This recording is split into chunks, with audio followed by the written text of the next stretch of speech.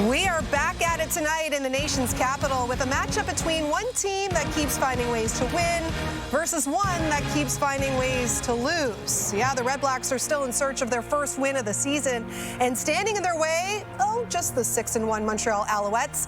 It's Friday Night Football, Week 9 edition.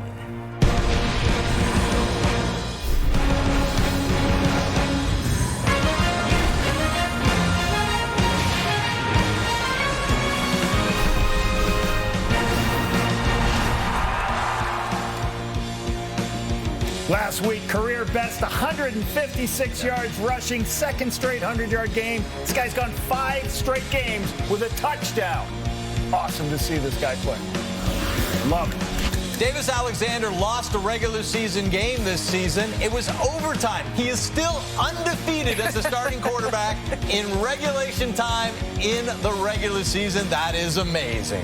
Well, the REDBLACKS, they're hoping tonight is finally the night they hit the win column for the first time in 2026. Jake Maier had success against Montreal back in Week 4, throwing for over 300 yards and 3 touchdowns, but the comeback came up just short for Ottawa that night. And with that, we welcome you here inside the TSN studio. We're filling in for Kate and the gang, who are on their way to Edmonton for tomorrow's doubleheader. It'll be a great game between the Riders and the Elks. Laura Dykin, Dave Naylor, Paul LaPolice here with us. The Winnipeg Blue Bombers suffered a pretty surprising loss yesterday to the BC Lions. Surprising to the panel. That's for sure.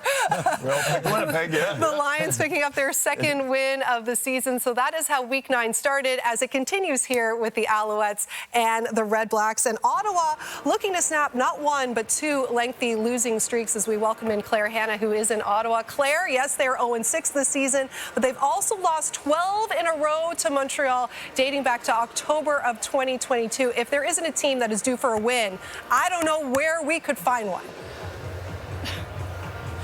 Laura, it has been tough times in the nation's capital. In fact, the last time they made it to the Grey Cup was in 2018, and since then, they've only had 1 season with more than 4 wins. So they are due for a win here this season, this season. And when you look at it, they're coming in fresh off of a bye week.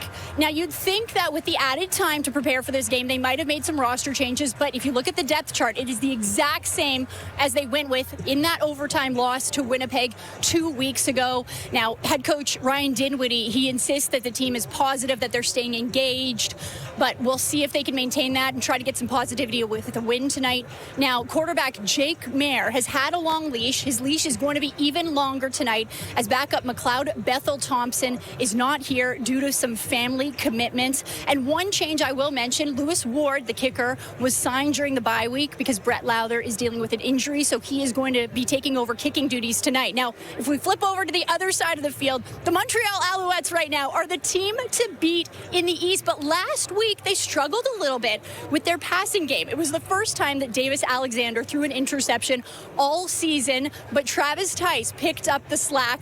2 huge performances in back-to-back weeks, so they'll see if the Alouettes can kind of manage to put their running and passing game together today offensively. And one thing worth mentioning, it's a special night in Ottawa because it's the legacy game. They're honoring 2 teams that have won Grey Cups here in Ottawa. 150 years worth of football is going to be honored tonight, so we'll see if the REDBLACKS can take a bit of that spark, because right now they are desperate for a win, and it's against the juggernaut right now in the CFL. And we will be speaking to that man right there, Henry Burris, in our pregame show in just a little bit. Thanks to Claire. We'll be checking with her throughout the evening as well. Well, let's focus on a team that has had no issues winning lately, that being the Montreal Alouettes, looking to win their 5th in a row here tonight. But you know, that 6-1 record, Dave, a little deceiving. I mean, you can't really complain when you've got 6 wins in 7 games, but they haven't really been running over opponents, and they've been finding different ways to win, especially last week in the most recent one when they had to rally in that 4th quarter against the Ticats. Yeah, it's a little surprising because every time you watch the Alouettes play, I feel a certain degree of confidence that they're going to win. And they usually do, except in overtime against Edmonton. But you look at the consistency of the schedule, going back to the very first game against Hamilton, their matchup with the Argonauts, all the way through. these are close games, and they're doing the things that you need to do to win, making those handful of plays, kind of the opposite of the Ottawa REDBLACKS. But, this is a team that has a lot of sort of important stats that speak to what they lead the league in explosive plays. They're second in the league in yards after catch. They lead in time of possessions. They're second in turnovers. Stats are stats, but there are a handful of stats that are very much tied to wins. And Montreal is at the top of every one of those, and Ottawa, as a converse, is at the bottom of every one of those ones I mentioned. Yeah, and a lot of people are like, Jesus, this is the first time that Davis Alexander didn't throw for 300 yards in a game. And I actually like it. Watching that game last week, the Montreal Alouettes, since Jason Moss took over, were a team that they didn't run the football a lot. They put the ball out on the perimeter, those quick screens and passes and everything. But they've got a different guy who can run the football now. Travis Tice, they're second in the CFL in rushing, 113 yards per game, second best average game. And they've got the most first downs rushing in the CFL. That's a stat that's pretty interesting for this Montreal football team. Yes, they are an explosive throw-the-football team downfield with Tyson Philpott, but they proved last week, hey, we can find different ways to win the football game by doing different things offensively. And that's what I really love about watching that team, how they each week find a different way to win. Because Tyson Philpott's outstanding. Sooner or later, those numbers are going to come down a little bit. Davis Alexander's numbers. But Travis Tice has given this team somebody that they can really run the football and take a lead and hold on to the lead. Yeah, Travis Tice is one guy who's really emerged for them into, giving them a different dimension. The other guy is, for me, is Tyler Snead, who I think last year they had a rash of injuries on receiver. And all of a sudden, Tyler Snead kind of popped up the stats. And I think you could look at that and say, well, Austin Mack was hurt, and all these other Tyson Philpott only played 13 games. Who else are they going to throw to? Well, I think Tyler Snead has put that sort of view of him to rest. The way he's made plays underneath, he's made plays deep, he's blocking. He is a legit top-flight receiver in this league. And one of the criticisms I would say of their offense early on was they had such a high concentration going to Snead and Philpott. And you're like, is that sustainable when you're throwing the ball so often to two guys? Cole Speaker, has come off of injury. He's had, I think, 5 catches each of the last 2 games. So they're kind of getting that third receiver presence in the offense. And a lot of great points for Anthony Calvillo, because he's done a really good job. But Davis Alexander throws the ball behind the line of scrimmage more than any quarterback in the CFL. Gets the ball in those, gets the yak spaces. Gets the extra yardage. We know some of those guys aren't the biggest guys in the world. Get the ball in their hands, block for them, and let them get downfield. Those are easy completions for your quarterback, and then all of a sudden the shot play comes. And you speak about the receivers, and the first one to come in mind when you talk about the Montreal Alouettes is Tyson Philpott. This 80s style. We got to give a shout out to Javid Khan, John Perlberg for putting this all together here. And yes, Tyson Philpott chasing Alan Pitts and that CFL record for most receiving yards in a single season, 2,036.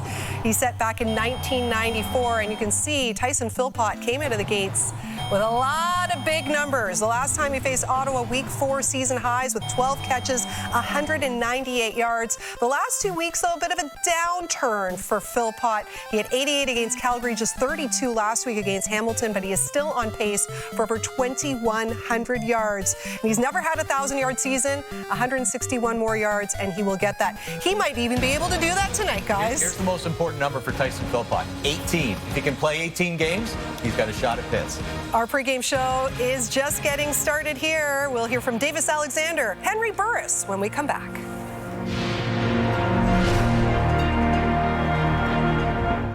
I think fans, teams across the CFL are learning about Travis Tice's game. Back in the hands of Travis Tice, breaking tackles and a whole lot more. Runs through 1, now 2 tacklers and a 3rd, and they can't bring Tice down.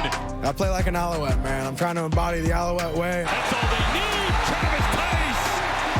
The Alouettes will move to 6-1. The impressive Travis Tice show continues. Well, we hit the jackpot last Friday night as our 4-leg same-game parlay hit for the Stamps-Bombers game at 16-1. Now, can we follow it up? The pressure is on us for sure. Montreal heavy 3-leg same-game parlay for this evening. And yes, we had to include Travis Tice in this one. Let's head back to Ottawa now to the 2 calling tonight's game, Dustin Nielsen and Luke Wilson. Thank you, Laura. We've got an interesting one here tonight. We know Ottawa has struggled to find the win column so far this year. They've been close. A couple of 2-point losses. We're in a good spot to beat the Riders, let it get away from them. If they can get the run game going, it's going to go a long way for this group. And did you see some signs of what they need to do a couple of weeks ago? I did, Dustin. It's very fascinating. You know, at the professional level, kind of all the rage right now is zone runs. You hear the term outside zone, tight zone. It gives the running back a lot of freedom. He can kind of hit it anywhere. Well, what Ottawa has done, going back 2 weeks since Winnipeg, is they've switched a bit more of a gap scheme. So what happens in a gap scheme is you need a hand-down tight end that adds another gap, and everyone then has basically down blocks. You want your tight end just stalemate on a one-on-one, and it's great angles, and you go down, down, and then you pull around with usually an offensive guard. There's different variations of this thing, but you're just trying to find a small sliver of space in the gaps. You see the offensive line go down, down. Here comes your pulling offensive lineman. It's a great job road grading. There's the gap. Now, it does set the running back on a direct course, and you see here, Greg Bell slices it in there. It's an explosive run. Again, it's a little tougher to really hit these for homers, but it can be great. And once again, we go back. They had success. You put a hand down tight end, as we're looking at there. He's going to create an extra gap. We go down, down, and this is the youngster, Gio Vaccardo, coming around on the pull block. And what's fun now is you can get real creative. You're saying, oh, who's going to block that front side linebacker? We might just have to bring a wide receiver and get a little dirty. So it magically appears, boom. You see, right now, we got bad eyes. We go inside, so we're going to bounce. The gap now becomes outside, and you have a receiver digging out a linebacker. That's Aiden Eberhardt doing the dirty work. Greg Bell gets a little space, gets a little daylight. All of a sudden, this guy's got another explosive run. Late in the game, they got creative with it. You bring an extra offensive lineman in to create, again, another gap. This is gap scheme. So now you got Goslin, who was playing tight end, also on the pull with Vaccardo. So it's a double pull gap scheme. You can kind of see the offensive line make a wall. Look at the crease here, Dustin. Doesn't seem like there's much, but when you can run this efficiently, you have a back that can go and say, okay, I'm going to press it, press it, press it. That's where things can really become exciting. So zone run game, you really need to move bodies up front, and Ottawa has struggled on the offensive line of moving people, where the down blocks give them a little bit of an easier angle. They had success against Winnipeg. See if they implement it tonight. Yeah, we'll see if they can establish that tonight. They're going up against a Montreal defense that allows exactly 100 yards per game on the ground. Laura? The Alouettes' Davis Alexander is in the mix when it comes to MOP frontrunners this season. Finally healthy, the CFL's leading passer has been putting up big numbers, and the wins have followed. Don't forget, he's only lost 2 times in his CFL career, Week 3 against the Edmonton Elks, and then in last year's Grey Cup to the Rough Riders. And Alexander recently sat down for a chat with our Kate Burness. Alexander needs a touchdown, heaving it down the field, into the end zone. The Saskatchewan Roughriders have won the Grey Cup. How long did it take you to get over the Grey Cup? Oh, I'll give it like 3 or 4 weeks maybe. I just watched it for the first time. I mean, me and Coach Calvillo, we watch clips throughout the off-season 3 times a week, so I've seen clips, but I actually watched the TV broadcast for the first time maybe 3 weeks ago. And I had no idea that the panel was saying that I should have been pulled from the game. Adam, let's see it right now. Let's see the third quarter, how it starts. But you might look at Macbeth, might give you a little more explosion. Oh. It's a possibility. So I like that. That one gave me a little bit of motivation. But it's 2026. We got to move forward. We can't win the Grey Cup on June 4th. There's 8 other teams dying to host that trophy, just like us. So we can't take anything for granted, and we got to make sure every single week we're putting our best foot forward. Hello, bonjour, je suis Terre Roux d'un Alouette. The Montreal Alouettes have signed starting quarterback Davis Alexander to a 1-year extension. What does it mean that the Alouettes have invested in you long term? I mean, it means the world, of course. You know, I love the city of Montreal. I love my coaches. I love my teammates more than anything in the world. It feels like home, for sure. They've treated me with unbelievable respect, and super thankful to be kind of a leader on this team, and it's everything that I could ask for. Je parle français? Un petit peu? I need to work on it. But they must appreciate the fact that we see a lot of interviews with you and a lot of stuff that you put on social media, and you are adding a little tiny bit of French, which means something. Yeah, no, I think they appreciate that and they like that, but they probably deserve a little bit more from me. I need some help with this one too. Bonjour, je suis très heureux C'est bon, c'est bon. Bon. 5 minutes, huh? 10 minutes. 10 minutes. 10 minutes. So are you going to learn a little bit more? I'm going to try and work on it. So maybe this time next year we'll do 2 questions fully in French? We should set that as a goal. Okay, yes, I like ma'am. that's a good goal for the interviews. Social media-wise, we must say the Valentine's Day video, which we will play right now. Are you looking for the perfect Valentine's gift for the football fan in your life? Oh, un date romantique sur Montreal. I mean, that acting, I don't know how to describe it. Did you take a lot of flack for that video? I did not, surprisingly. I swear I was with some teammates or something, and they posted it, and I was thinking, oh boy. I actually didn't watch the video right away because I didn't want to see how bad it was. But I think I just like reposted it or maybe collabed it or something. I threw my phone away for like a couple hours, and I came back and I had messages and comments. You know, friends from back home, like Gig Harbor, calling me. That's amazing. They're like, oh, I couldn't stop laughing. You know, I had some of my buddies' moms texting me like, this is the Moms funniest. really liked it. You know, this is some of the funniest things I've ever seen.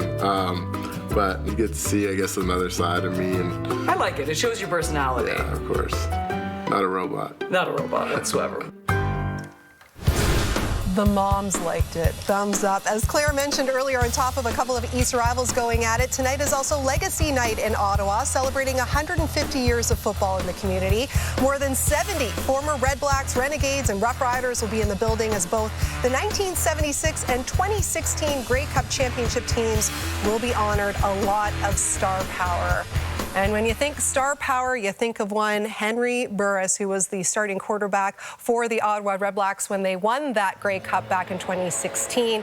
The heroic efforts from you, Henry Burris. Thanks for joining us here during our pregame show. And what's it been like to be back with your former teammates and kind of taking a trip down memory lane tonight? You know what I mean? It gave us opportunities, especially guys like myself, a part of that 2016 Grey Cup team, to thank the guys that paved the way for us. The 1976 team, Tony Gabriel, a number of the greats that played on those teams before us. They donned this sideline, wore the same colors, wore the same numbers, and also stood on the same sidelines as we did.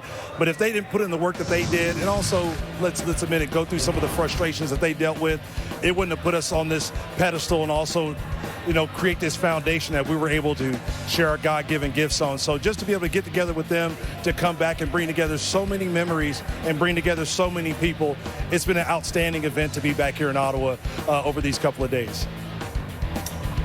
Henry, it's Dave Naylor. I want you to take me back to pregame of that Grey Cup in 2016, because I remember there was some doubt that you weren't even going to play, running through the press box, and all of a sudden we look down on the field at BMO, and here comes Henry Burris running out of the locker room. I'm fine. What was going on? Take us back through all that. Well, I guess it showed me I was getting old, guys. And you know what? That's when Father Tom was like, okay, this is the last one, so you might as well make it your best one. But, you know, with Dave Wright, Marcelo Cuenca, and the medical staff, they did everything they could to get me right. And honestly, it was my final game. Everybody knew it on our sideline.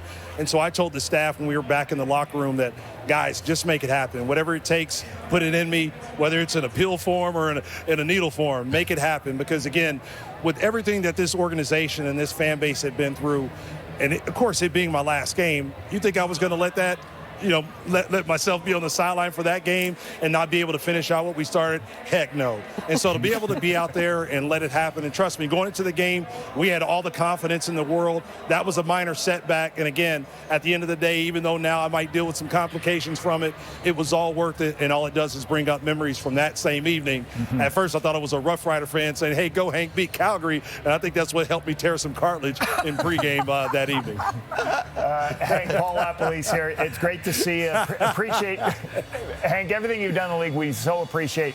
And it's so hard when some of you guys kind of disappear and go back home. Could you tell everybody what's been going on? I'd love to hear about the Rattlers, Florida A&M, the coaching, and you've done the last couple of years.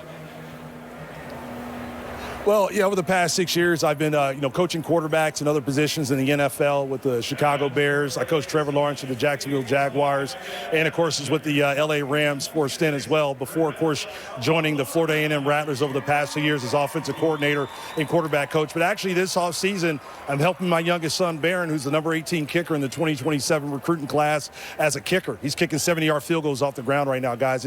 It's insane what he's doing. So for me to be there, be working in media also on the side, doing some work with SiriusXM Radio, with NFL Radio 88, and also training quarterbacks at Air Academy. But guys, at the end of the day, once Barron graduates and he gets out of high school, which this is his last fall, I'm making plans to come back to Canada. CFL is home. Let's get it on. All right. Wow. All right. There's always a spot for you here on TSN, although I don't speak for the bosses, but maybe after that comment, I'll become the boss, Henry. Enjoy the rest of your night here. And hey, who knows? Let me know. Who knows? Maybe tonight's the night the Red Blacks finally get their first win of the season with all that star power in attendance. Henry will be giving out lots of hugs there tonight. And I said, perfect night for them to get their first win of the season. Well, does our panel agree? We'll reveal our game picks when we come back. The celebration is on in Ottawa.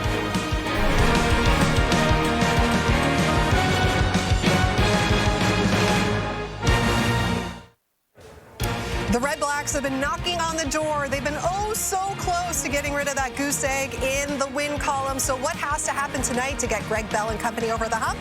With more on that, Coach's Playbook with Paul LaPolice. A lot of things got to be better for the Red Blacks to get through it. The first thing I heard from Ryan Dimwitty says our coaches are going to self-scout and look at everything we did. We got to make sure that we're calling plays that the players can be successful at, making sure we've coached it well. That's where it starts first and foremost. But the players around Jake Maier gets a lot of, hey, Jake Maier's got to play better. The players around him got to play better for them to win. Let's go and take a look at a couple of plays. First of all, negative yardage plays. Negative yardage plays kill an offense. Watch this. Gio Vaccaro steps underneath himself on an outside zone play, loses 3 yards. Second extra, not good. Mental errors. I don't know this scheme exactly, but this has got to be a mistake in what they're doing. This is 3rd and 1 for the stop. You're driving driving them off the ball, and then Adeboye's got to get inside and block the inside threat. They leave the inside threat free. They get stopped on 3rd and 1. Could have won the football game. Most turnovers in the CFL, -10. You can't throw this ball with a deep, high halfback sitting here in this space. You can see it right here. Trying to throw it in between. That's going to be picked off 90% of the time. But MTP is a term I like to use. You've got to make the play when the play's there. Deontay Ruffin, now he's not the reason, but this is overtime. They get that takeaway. The Red Blacks kick a field goal and should win this game in overtime. So the players, it's a combination. Coaches got to continue to get better and, blame themselves first, and then the players got to make sure they go out, execute, make the plays when the plays come up to them. Those things got to happen. Hey, speaking of great players, look at these two walking in. We got Laura and Nate watch me break for our my game of the week. All right. I'm excited to see the no, we're fine. I was just joking. I'm excited to see what happens tonight after the bye week for these Red Blacks. Well, it's time for the game picks, gentlemen, and we won't live in the past, but yesterday didn't work out too well. Hey, hold on. Can I make it? Who picked the BC Lions to win last night? Nobody. Anybody said they did is lying. Well, we know for sure it wasn't the four of you that maybe the BC Lions picked it, but everybody else did. Dave, you're on the clock. Who do you like tonight? I'm going to go Montreal. I think Ottawa can keep this close. I know that's not new, that Ottawa can keep it close, but there's just too many metrics that scream Alouettes for me. I kind of hope I'm wrong for the sake of the schedule and the season, but I'm going Montreal. Now you sound like you're on the fence a little bit. Okay, Mr. Lapo. I'm also going to go with the Montreal Alouettes. They don't turn the football over. Ottawa tends to turn the football over. I think that's going to be the difference in the game. And we are going to make it a clean sweep for a second straight night. Okay. Myself and all of Canada also going with the Alouettes. I don't think Davis Alexander has 2 bad games in a row, and I'm not sure Ottawa is ready for the Tice show just yet. So the Owls took the first meeting of the season in week 4. Will it be more of the same tonight, or will the Red Blacks finally break through? We're just moments away from game time. Big teams, big rings, going back to back like I got wings. It's all in the recipe. Please do not step to me with all that negative energy. Only want those that can bring out the best in me. Everything else is a mess to me. Let's rock, let's roll, tick tock, let's go, let's rock.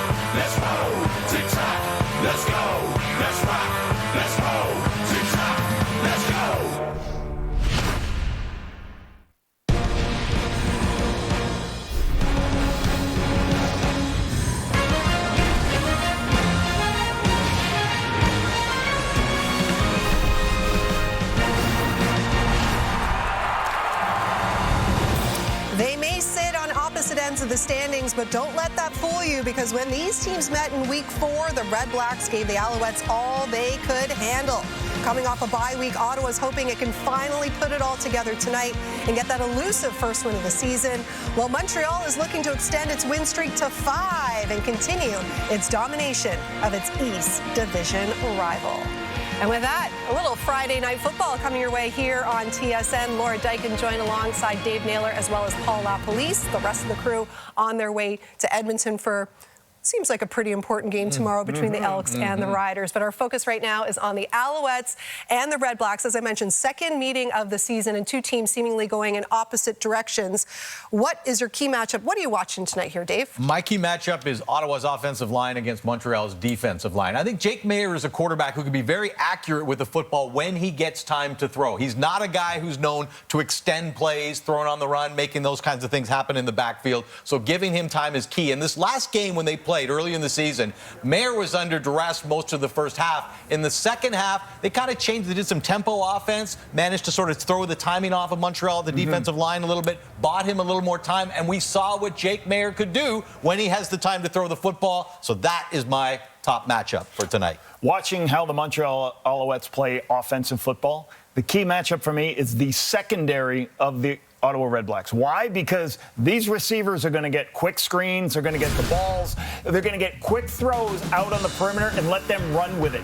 And this team has struggled in a lot of these categories. You can see they've really struggled defensively, but they are going to have to tackle tonight. Tackle. DeMario Houston, Shakir Brown, Deontay Ruffin, Tyson Philpott, Travis Tice, Sneed, Hollins, those guys are going to get a bunch of these wide receiver screens with big offensive linemen trying to run out and knock into them. So they're going to have to be athletic and create some negative yardage plays. The Montreal Alouettes do the best in the CFL of creating second and short situations for their team, for their quarterbacks. Why they got some of the most first downs in the Canadian Football League.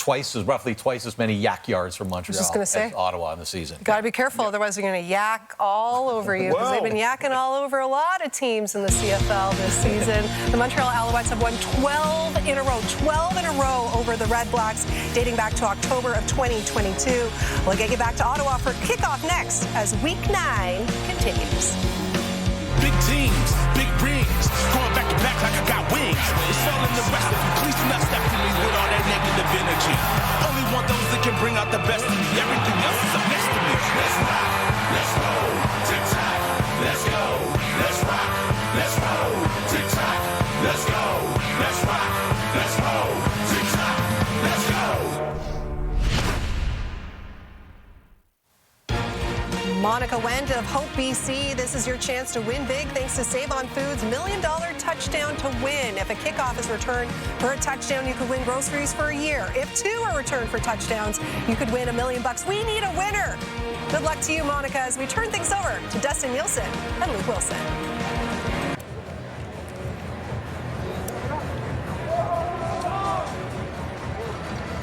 An absolutely beautiful night in the nation's capital as Friday Night Football rolls into TD Place for a tough test for the home team as Ottawa welcomes the first place Alouettes to town for their second meeting of the season. Montreal won that first meeting of the season and sits at 6-1. The Red Blacks have been close, but they haven't found the win column just yet. Once again, all eyes will be on Jake Maier tonight. Yeah, and go back to the last few games he's played. He certainly played his best football. And I'll also say this, talking to him this week, wants to get the ball out quick, intermediate, quick throws, and use his cadence to be able to kind of get Montreal to tip their hand if they're going to throw the kitchen sink at him, which is something that Noel Thorpe, the defensive coordinator for the Alouettes, likes to do. So I really feel good about that. And on the flip side, Dustin, Davis Alexander, boy, is this guy fun to watch. He can do it all. He's running around, he can extend plays, he's got a huge arm, he'll take shots, he'll check it down. I love watching this man play football. He's the ultimate competitor. Buckle up for tonight. Speaking of ultimate competitors, there's his head coach, Jason Moss. Moss is 16-3 versus Ottawa in his career, and his Alouettes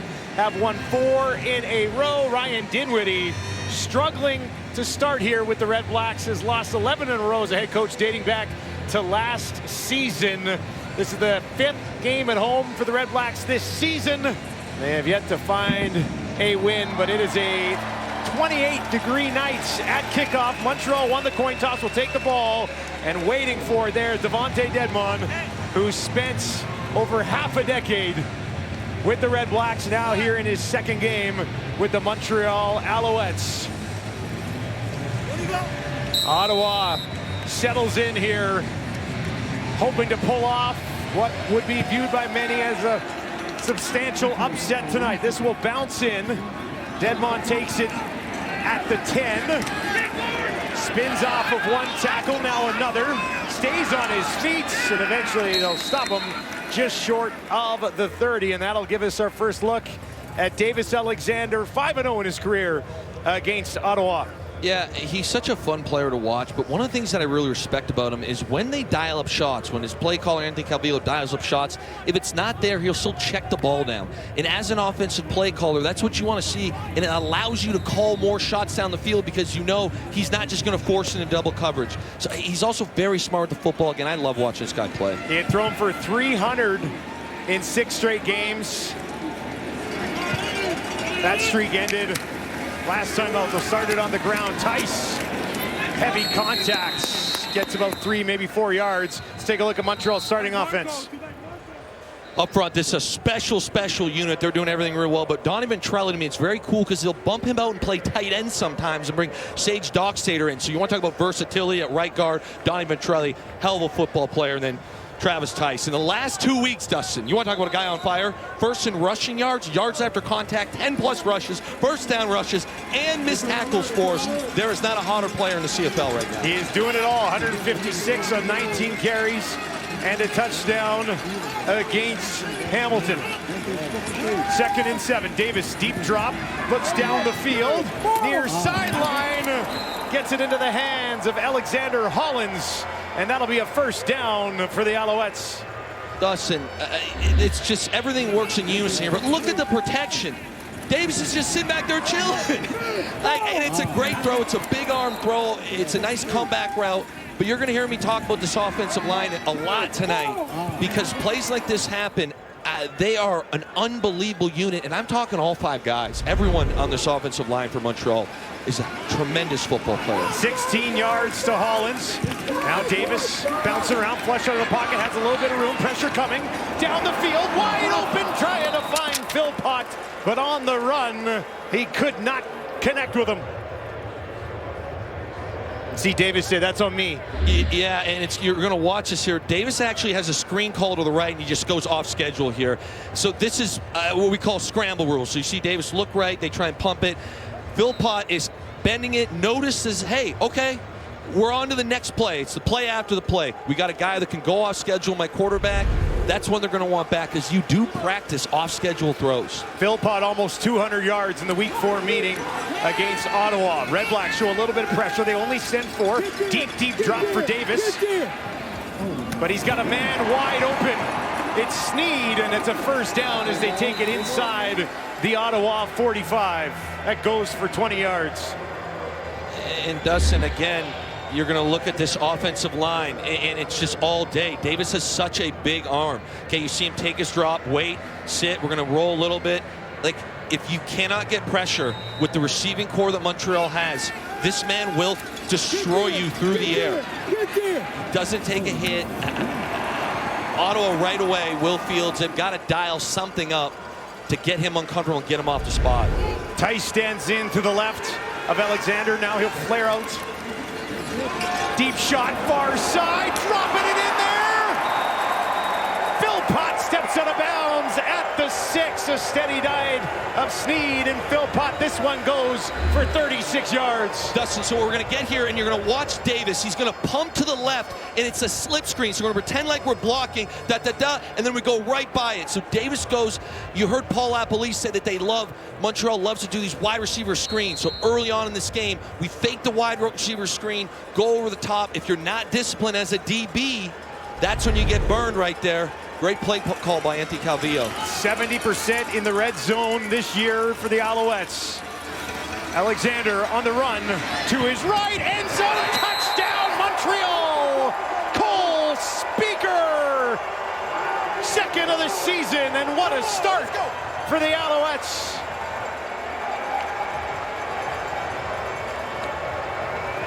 Dustin, there's just, this offense is so tough to stop. We talked about Travis Tice kind of all last week, and look here, you go play action. This is design of a nut call, an RPO. And Davis Alexander goes through his read. The shallow there by Cole Speaker is actually the third option. You can see the head, just the subtle movements. 1, 2, 3. When it comes to opening up a game, it don't get more clean than that. That was a near perfect drive as Maltos Diaz will look to give Montreal a 7-0 lead, and that is exactly what he does. How about a 6-play, 81-yard drive to start the game? They won the toss. They said, give us the ball. They drive the field in just over 3 minutes. Davis Alexander, Cole Speaker, Montreal on top. Usually you say it's not how they drew it up, but I think it's pretty much how they drew it up. Yeah, you said, 78 passing yards on the opening drive. Come back early, come back there, and then this was, again, you kind of show the bubble screen, Philpott goes deep, and then I love this in the red zone, just a traditional play action. We get to the third read. When you come out on your openers and your quarterback is 4 or 5 or 78 yards, and the incompletion was a scramble play, you're feeling pretty good about that. You got to be feeling pretty good about it. We'll see what type of response Ottawa can find as it goes to Pimpleton. He's a game breaker. He'll take it to the 40. Little bit of a stiff arm and good field position courtesy Pimpleton. And Jake Mayer will try to settle in with this Ottawa offense. And we're going to see early here, Jake Mayer really wants to get quick intermediate passes, get the ball out of his hand. He said, talking to him this week, it's a strength of his game. They have not protected him well, so that will also slow this defensive lineup. And the next thing I'm looking for here today, Dustin, is how if he can kind of use double cadences, the play clock to his advantage to get Montreal to tip their hand on what kind of pressure they're bringing. They'll start on their own 48. Montreal watching as they try to open something up on the ground. And Greg Bell did his best, got a couple yards out of nothing. Let's take a look at this Ottawa offense. Yeah, up front, this is a unit that just needs to play better. They know it. You know, you come into this thing, they're 9th in rushing yards, they're 9th in yards per carry, and it's not always the offensive line, but at 3.9 yards per carry as a group, they need to be better. And then when it comes to these players right here, Giovanni Robinson, we talk about gap scheme runs, which is what they're trending. That's what they tried on first down. It's his first game, he's going to play tight end. That creates another gap. So look for him to be really involved today in the run game. 2nd and 8 for Mayer. 3 options out to his wide side right. Early movement from Montreal, I believe, and Mayer guns it down just inside the 45. Finds his favorite target, Aiden Eberhardt. This is against the Alouettes. Defensive offside. Montreal number 91. That penalty is declined. First down. 17 yards to Eberhardt. Yeah, and you can see here, we call it a 3-step drop, and it's on the first hitch. The ball's out of his hands very, very quickly. Being able to run the football, and you're seeing it here now, just get guys in the box, can open up this intermediate pass game. 1st and 10 from the Montreal 43. Mayer, pressure in his face, gets it away, has a completion. Nice little move, and that's going to be another first down for Ottawa as they push it ahead. And that's great effort there as Hardy gets some help. So, Dustin, this is what they call that RPO, or the Sally game in the CFL. So you're going to see Jake Mayer basically fake the run here. We put the ball in, and then we've just got a little 2-man combo backside. There's pressure. Jake sees it, executes it well. Again, he does have the option, and Pimpleton fights for some extra yards, gets the first down. Ottawa not backing down early. This is a great response as Pimpleton gets involved early. Help from fellow receivers. Offensive lineman moving the pile. Mayer lays it out. Near side. That's Keelan White. And Keelan White pushes ahead. 2nd and very manageable coming up. Here's Montreal's defense. Up front, a very special unit on the defensive side of the ball. But Isaac Adiemi-Berglund right now, he's got 22 QB pressures, tied for 4th in the league. This guy's a game disruptor. I love watching him play. At the middle linebacker position, Jeffrey Cantarcou, he's 9th in tackling efficiency. He does a great job. I can tell he's a student of the game, can sniff out a lot of plays. Then Robert Kennedy, he's actually bumping over today due to some injuries, so he's playing boundary half. But this whole unit has been special. They lead when it comes to opponents' completion percentage. It's a really nice secondary unit playing at a high level. Jake Mayer, 3 of 3 to start this drive. Here's Bell, breaks it open, first down, Ottawa. 8 yards on the ground for Greg Bell. So we talked about gap scheme, but this is just kind of a zone. When we roll this thing, we're going to see the whole offensive line just kind of zone to the left.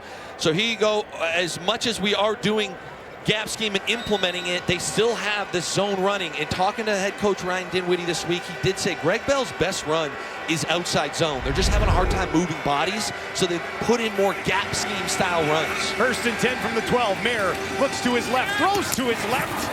And he's got a completion just outside the 5. That one to Hardy, and it goes for 6. Red Blacks fans here in attendance got to love what they're seeing in the response here against first place in the East. Yeah, and this is a very, very talented defensive unit as well. They've made it look methodical going down the field. And they've come out and answered with as efficient a drive as the one that we saw Montreal lay out to start Friday Night Football. It'll be Bell standing in to the left of his quarterback, Jake Mayer. Started the game 4 for 4. Keelan White now in the slot to the right for Jake. Jake's got some time, takes off on the run, tries to make a move, throws it, incomplete. Might have caught Eberhard a little off guard. And that'll bring up 3rd down. Dustin, these are the plays, and we'll see how this game unfolds. You know, it's a great job by Montreal as far as covering everything up. Jake goes off schedule, and this is just the difference between winning and losing teams. You know, again, off schedule, you've got it there, and you're, whether Eberhard expected the ball a little into his chest or stopped running, or Jake Mayer's on the wrong, thought process as him, those inches, the difference between tying this game and being down potentially 4 is such a crucial ordeal. Brett Lawther is hurt. Lewis Ward is back. 7 seasons with Ottawa. He picks up where he left off, knocks one home there. Ottawa has to settle for 3. That could be trouble when you're going against this guy and the high-flying Montreal Alouettes offense. They lead 7-3 early on Friday Night Football.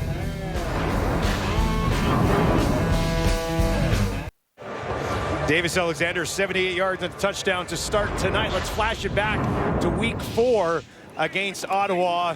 And he was a lot to handle, 345 yards, 2 touchdowns. Yeah, an efficient day as well. And he just understands the offense, Jason Moss, Anthony Calvillo, what they're asking, what they're doing. And that, to me, is when quarterbacks get really dangerous. When they have the ability, which he clearly has, but also they understand conceptually what every play and what every idea that your coach has when you're trying to execute. Talked to him this week. Gave a lot of credit to actually working a lot with Cody Fajardo, your guy, early in his career. Yes, he did. Davis, time in the pocket again, wide open. Philpott, got to do a better job there. He'll take it to the 40. Now the 30, got a little bit of a block down to the 20. And he's knocked out of bounds. What a start to the game for Tyson Philpott. Dustin, this is something that Montreal loves to do, is they load the blocks with extra offensive lineman players. You're going to see, look at all of the guys up front here, okay? And then what that does is it forces the defense to play in the box. And although you only have 3 guys out in a row, when you have a route runner like Philpott who can rip, make guys miss, I mean, there you go at the top, boom, ton of separation. That's all you really need. Bring everybody in and let your playmakers like Philpott go eat. Explosive play. That's 54 yards. He's got 2 catches for 90 yards already in this game. Now they'll give it to Tice. And Ottawa's defense will stop him after a pretty good pickup, though. Here's their D. Yeah, up front, a guy that's really coming into his own is Mufta Jelly. Listen, this guy, it says he's out of Northwestern Oklahoma State, but he's really a Windsor Lancer. Of course he is. He's a Windsor Lancer. And then you got C.J. Rivas. They like Will Fields, defense corner, loves to bring him. He plays a Sam linebacker on blitzes. He's got to really be disruptive today. Shakir Brown out of Michigan State. He's 8th in the league and lowest completion percentage allowed. Needs to capitalize on some, if he has the ops, on some interceptions today, though. Empty for Davis here. 4 out to his left, 2 to his right. Throws over the middle, and the tackle is made, but it's still enough for a first down as he gets it into the hands of Sneed for the 2nd time tonight. You're going to see Sneed right here. Okay, and just watch the patience here as we come up. He understands what's going on. He's letting things develop. Shows surface. Again, I always talk about understanding concepts, what you're trying to do to defenders. So when you see him kind of chill off the ball, he's letting that defender get this zone drop so he can slide underneath. Ball's put on his chest. Just like that, it's a first down. You've got Philpott at the top of your screen, Sneed down at your bottom. He'll give it to Tice. Right up the middle, pushing in, and he's there! Touchdown, Alouettes! Tice has another one. That's 6 games in a row.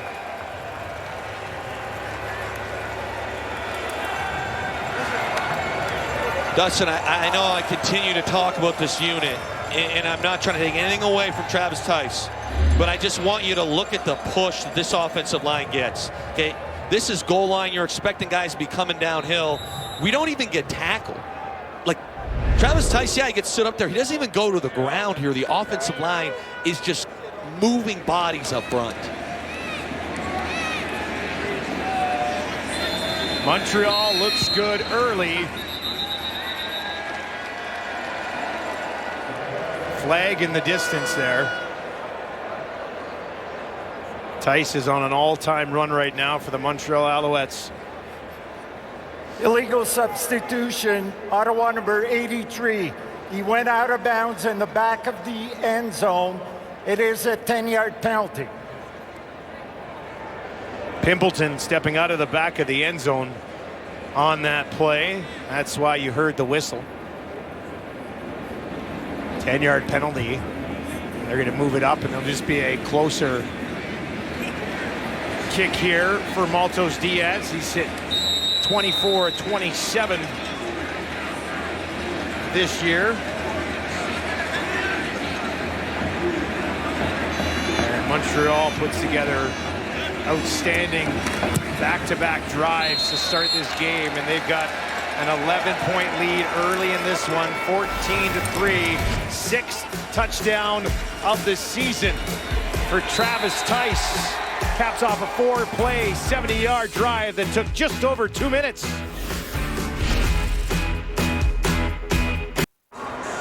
World flavors come together as the culinary competition goes international. An all-new Master Chef Global Gauntlet. Wednesdays on CTV, and you can stream it on Crave. Looks like our little pregame snack there, doesn't it, Luke? Yeah, we had some elite caloric intake for this one. A couple of pregame slices of cheesecake here in Ottawa. No complaints. A Friday night football treat, right? Absolutely. Yeah. Ottawa responded with a pretty good drive after falling behind 7-0, but had to settle for 3. This will bounce. Adeboboye's got it at the 5. He's got a good burst, too. Cuts it back. And the Alouettes will wrap him up just outside the 25. And Jake Mayer still looking for that first win as the starting quarterback of the Ottawa REDBLACKS. We will have more on Jake when we return to TD Place.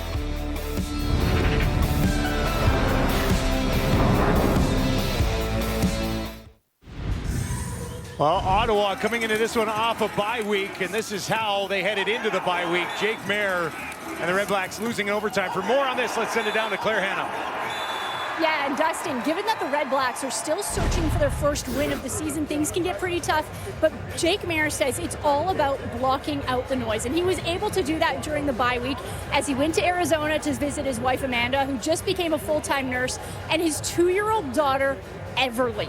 Now, Mayer says she's growing so fast, it's bittersweet. Every time he sees her, she's a different human when he gets back home. And she has this habit of calling him, asking if he has any more owies after seeing some of his bruises after a game once.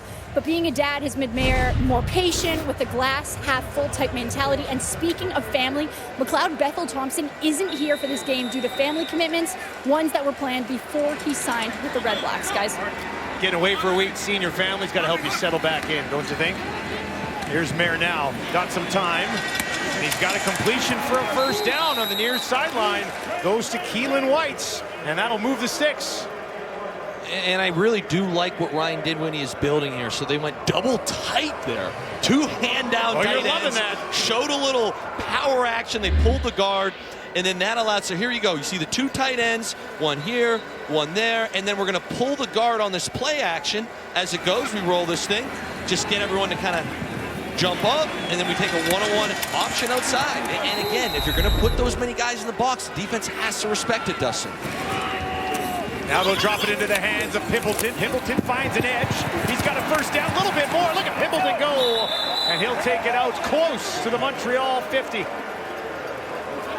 I love watching Pimpleton when he's got the ball in his hands. There's a lot of players in this league that are electric, and he's one I don't think is talked about enough. Again, just a little bubble. Did a great job blocking as the wide receivers. And we talk about this Ottawa run game and how it's struggled at times. That is an extension of the run game right there. You're just basically taking the run and moving it outside. Quick bubble. Instead of offensive linemen blocking, you got receivers doing it now. 18 yards on that play for Pimpleton. Right back to him again, pushing it ahead, and it is another first down, 11 yards for Pimpleton, and he's having a very good season so far. Obviously, he's heavily involved in the return game as well. Most combined yards per game across the league. And again, I think he should be talked about a little more. Look at those other names. Those are all CFL household names right there. And Pimpleton is right there on a great board. I mean, we got the privilege of seeing even McAllister on there. Yeah. Oh, that was ridiculous. That was ridiculous. 3 touchdowns in the first half, all in different fashions. Jake Maier, 7 of 8 to start the game. Ottawa looks to be in business again. Now they'll go on the ground, trying to break a couple of tackles. Good hard run from Greg Bell. Got 4 yards on the play. And if you're watching this at home, Dustin, it's a 4-yard run, sure. But it keeps the defense balanced. It makes sure they can't, hey, we're just going to put a couple guys up there, maybe play a gap short because we can stop the run. It keeps you in second and manageable, which is where you want to be in this league. If Ryan Dinwiddie and his offense wants to have continued success today, plays like that really matter. I know they might not be the most exciting, but they really matter as far as the overall picture goes for this offense. The 2nd and 6 for Maier. Alouettes will send 4, drop a couple. Maier gets it away one-handed. And now they'll touch him. Great effort there from Bell, but it won't be enough, and that'll bring up 3rd down. Yeah, and I got to say, you know, I've been tough on him. I was a little tough on him in pregame. This is actually a very nice job protecting. They try and show pressure and only bring 4, and this is not on the offensive line whatsoever. Nice little snag there. We got a 3rd down, and I get why we're going for this right now. The way your defense is playing, Dustin. You're in a little bit of a shootout here. The question is, do you run the play action RPO, or do you just go straight drawback? If it's me, I still do a play action here. 3rd and 3 for Maier. They will run it. Bell pushing ahead. He's got a first down, and Ottawa's offense stays on the field. Dustin, we talk about gap scheme runs. So here we go. We got great angles, but I want to highlight this guy right here. So you're going to watch him pull. This is Vaccaro, the youngster. Okay, excuse me. It's actually the tackle outside of him. Boom, we kick out. So that's, again, when you say gap scheme, you can get real creative. Generally, it is the guard, but that they brought time Julian there, Pearl, yeah. Yeah, it ends up being the tackle. It's kicking out there. Really nice job up front by this offensive line. Adeboboye into the game at running back. Montreal's going to bring some heat. Jake gets it away. And it's incomplete. Was looking for Pimpleton. There is a flag back by the quarterback as we hit the end of the first quarter.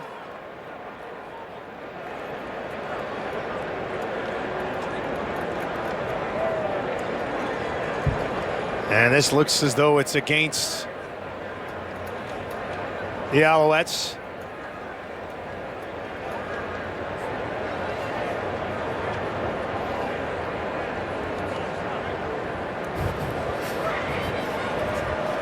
We have roughing the passer, Montreal number 12.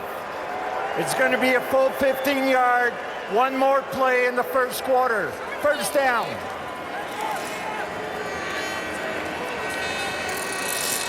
Najee Murray, the guilty party, as he's flagged for the hit on Jake Maier.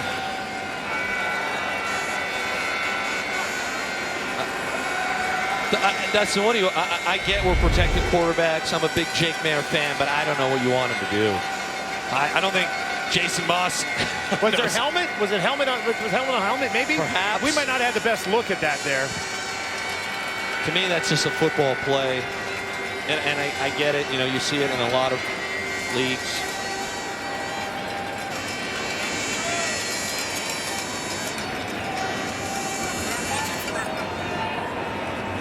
I believe the officials are waiting for more information on this call.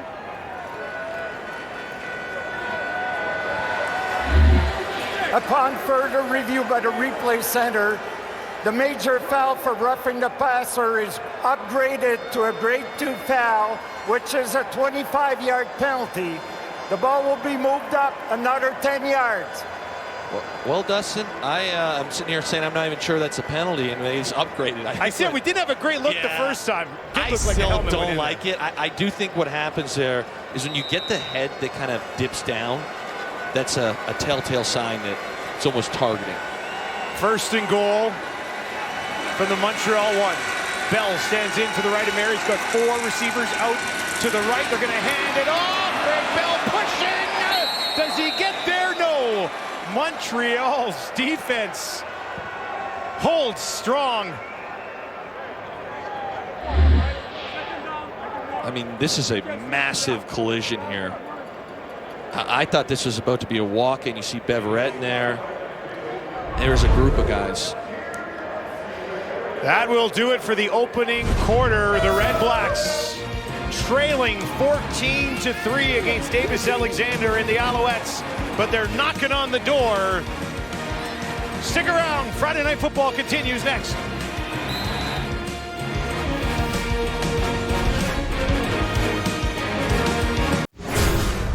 Pretty good first quarter here on Friday Night Football. The Alouettes lead Ottawa 14-3, 140 passing yards, just 11 rushing yards. That pops off the page for you a little bit. Yeah, it scares me if I'm a Red Blacks fan right now. This is an elite run team in Montreal, and the fact that, hey, now you're kind of naturally playing deeper. We're getting torched through the air. Don't think for 1 minute Jason Moss and Anthony Calvillo won't be like, hey, here's a nice healthy dose of Travis Tice for you behind this offensive line. It's coming at some point. He's been outstanding and heavily involved. This was a big stop. Still going to be second and goal, though, but yeah, pretty special play by Alway and Burns to fight through some blocks here and just stuff Greg Bell right at the 1. And we saw this a couple weeks ago against Winnipeg. They need to find a way to score here. They struggle on the 1 yard line. And now they'll hand it off. Wide open to the end zone. Alouettes. Second touchdown of the season, and the Red Blacks are hanging tight with the Alouettes.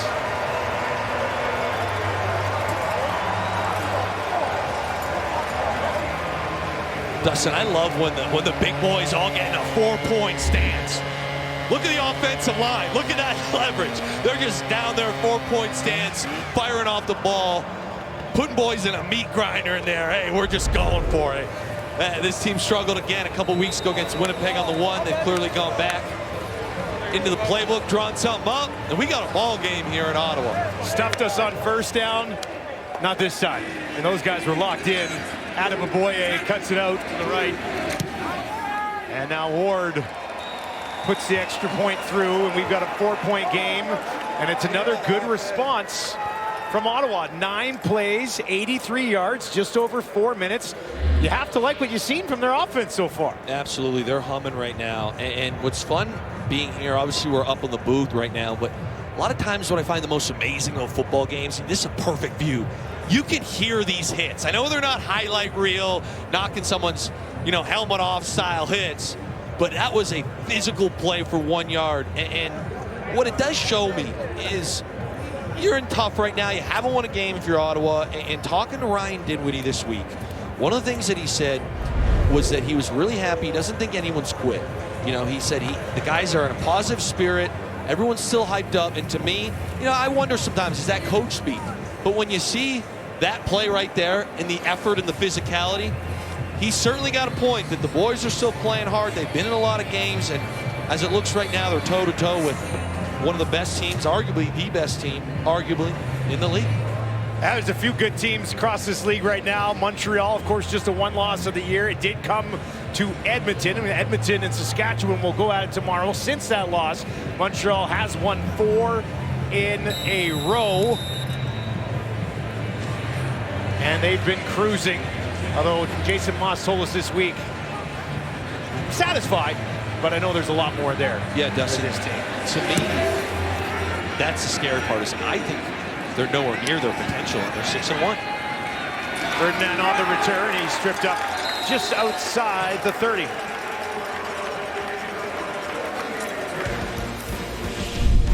The CFL on TSN is brought to you in part by The Score Bet, an official gaming partner of the CFL.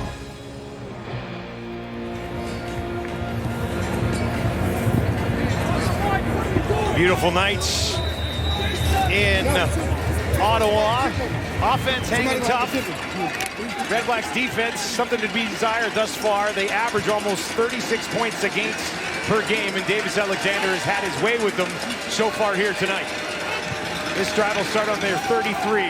Alexander steps up in the pocket, drops it in there nicely. Right on the money for Alexander Hollins, up to midfield. And Davis is feeling it early. Really a similar concept. Okay, once again, you're going to see Donnie Ventrelli is playing tight end, so they're trying to bring defenders in the box. Only have 3 receivers out on routes, but they feel like they can win. If they're going to play tight, try and stop Travis Tice, no problem. We've got the route runners to win, and we've got the quarterback to throw it. We'll do this all day. That's what Anthony Calvillo's daring Will Fields right now, the defensive coordinator, to continue to do. 31 more yards for Alexander. Now looking around, multiple flags on the play. That looks like a face mask. You can tack on another one. 4 flags thrown in the last couple of seconds. And Andre Peru's crew will have some things to sort out here.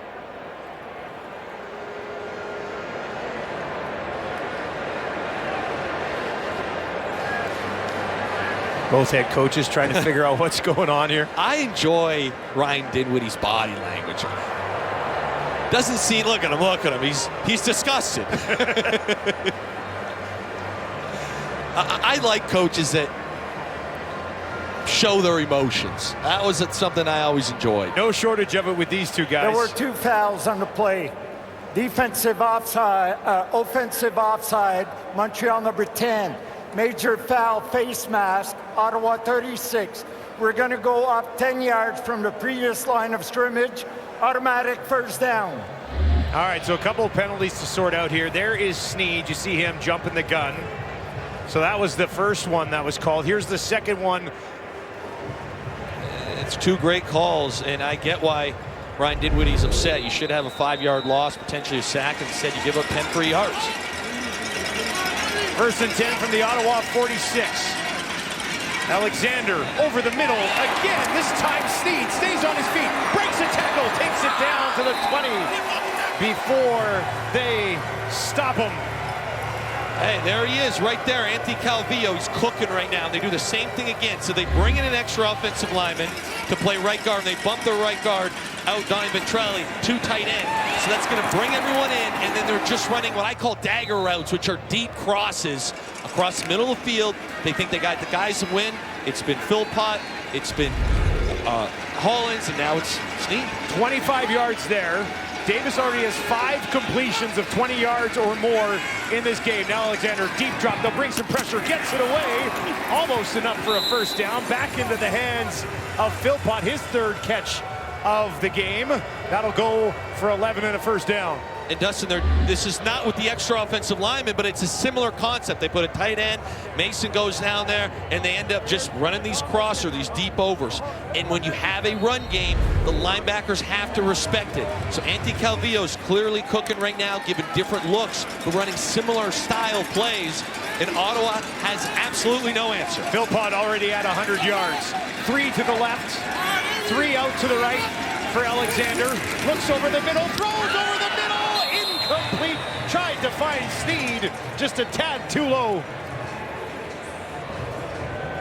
Dustin, this is one they're going to want back. They go empty here. Clearly something they wanted. And you're going to see Ottawa gets confused here. So we're watching these 2 receivers. Just a little twist action.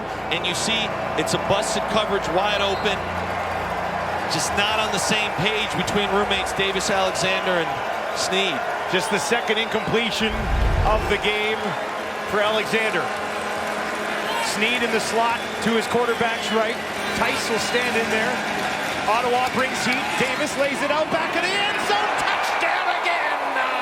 Right back to Cole Speaker. He's got 2. And Montreal's offense unstoppable.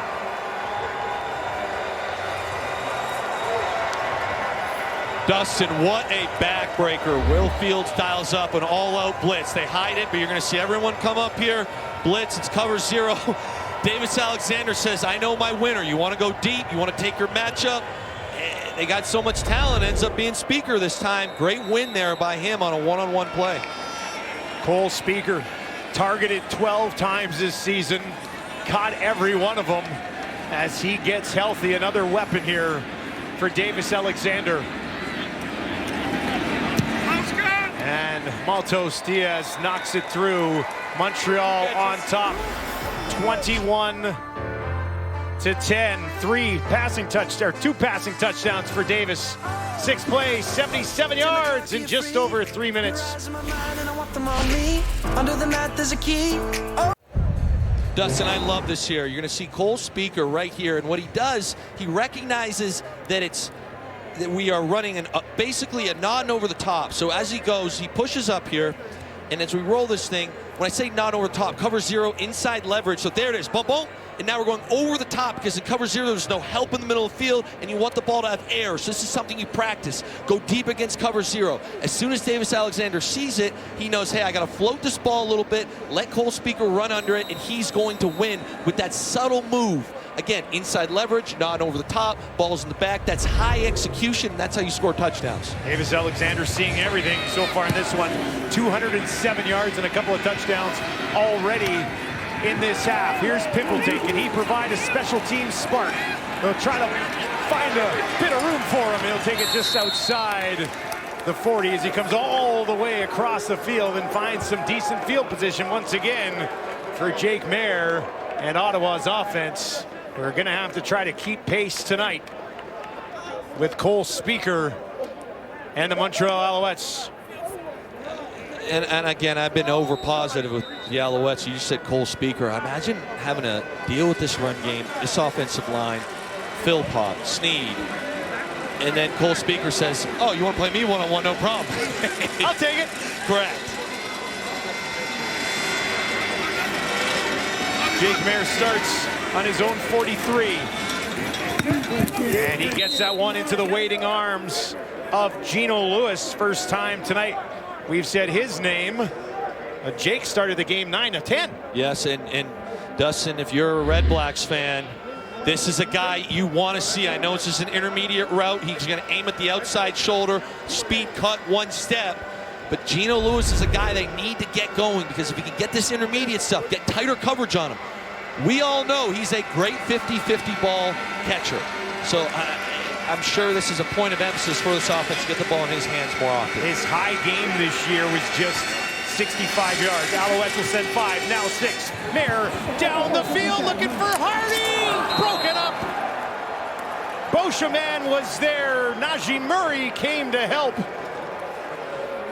And they cannot sneak it through to Hardy.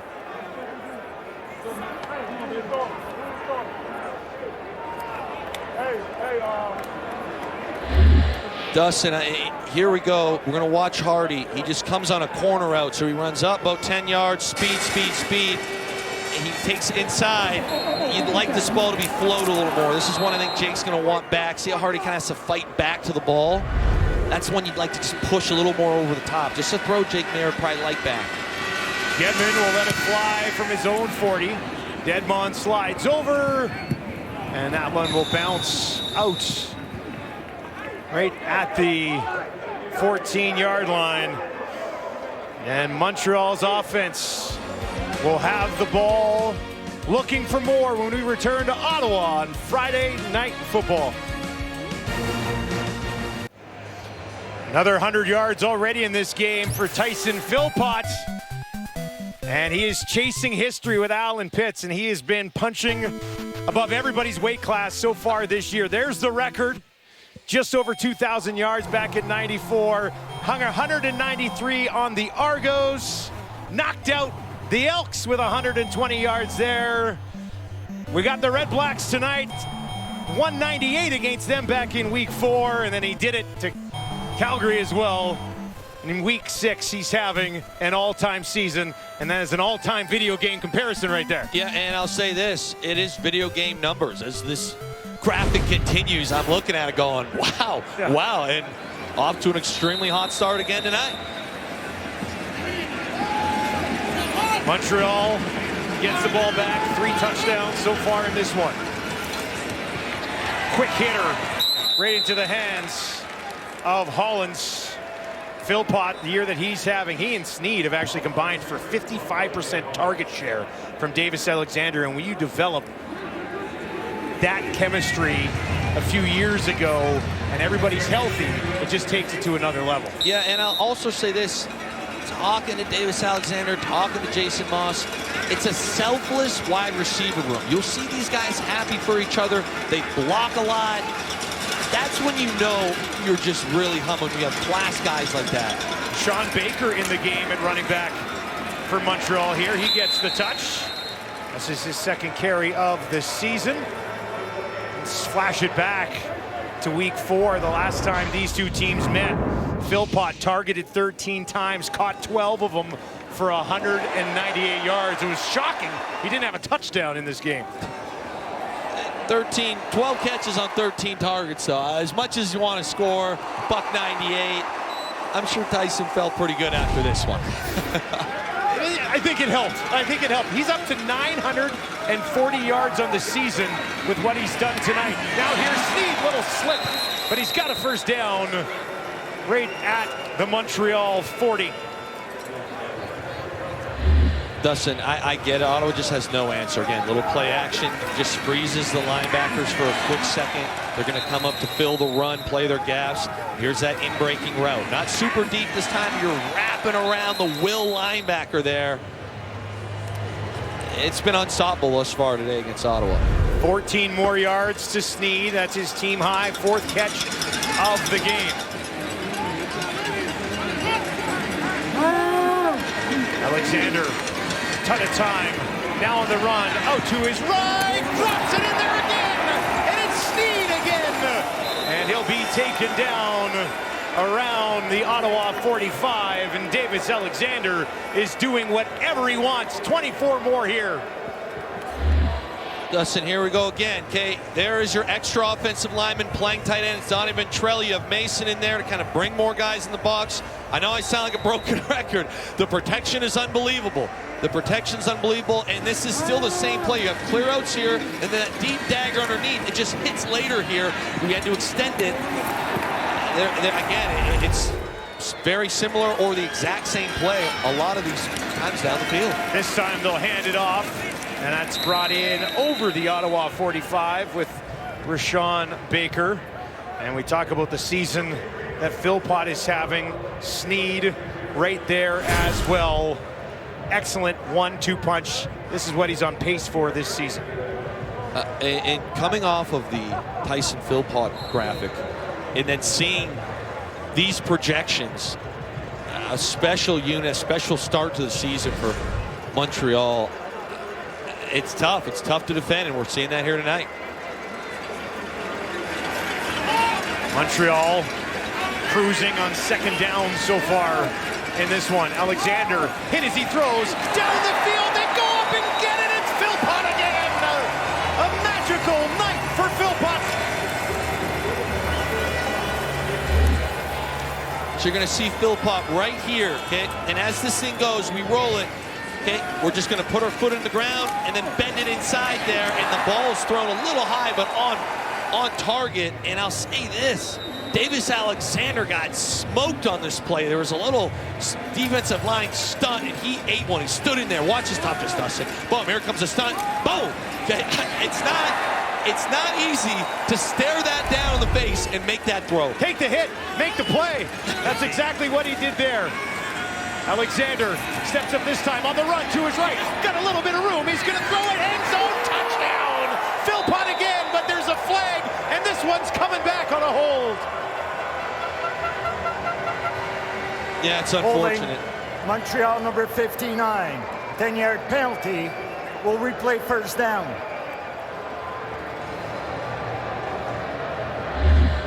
This was a highlight reel play here off schedule, and as we roll it, I didn't see the hold initially. I have a feeling it came by after.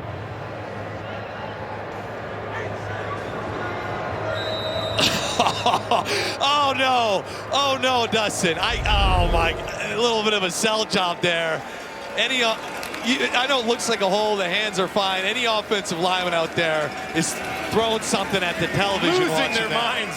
I don't know. Oh, that's tough. Alexander, he might just go right back to the end zone again on the run to his right. Dumps it off, and that one through the hands of the intended target. Looked like it was his running back, Tice. And it'll be second and long. All right, Dustin, if you're Anthony Calvillo right here, what do you call? I always find this fascinating. 2nd and 20. Do you stay aggressive, and potentially give up the sack? It's going back a little more, potentially. Do you throw a wide receiver screen and hope to hit one?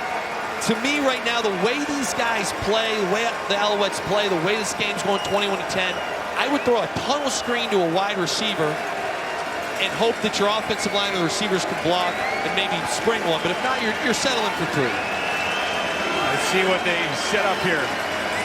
4 options out to the left. Trying to get the screen to the running back. That was broken up. Davis isn't happy. Yeah, Anthony Calvillo and I are on the same page. He wanted a running back screen. I thought we might go wide receiver screen. And I get it. It's a nice play call. We're just trying to have something happen. And I'm not sure why Davis was so upset here. Just a 4-man rush. And again, the offensive line wants to lose. I think that they're... Little grab on Tice. Yeah. I think he's got some room to complain there. I get what he's saying. Maltos Diaz, 95% on the year. This is a 35-yard attempt. And you knew that was good the moment it left his foot. More points on the board for Montreal, and they lead by 14 on Friday Night Football. 2 MLS Western Conference contenders collide as Vancouver Whitecaps FC face LAFC.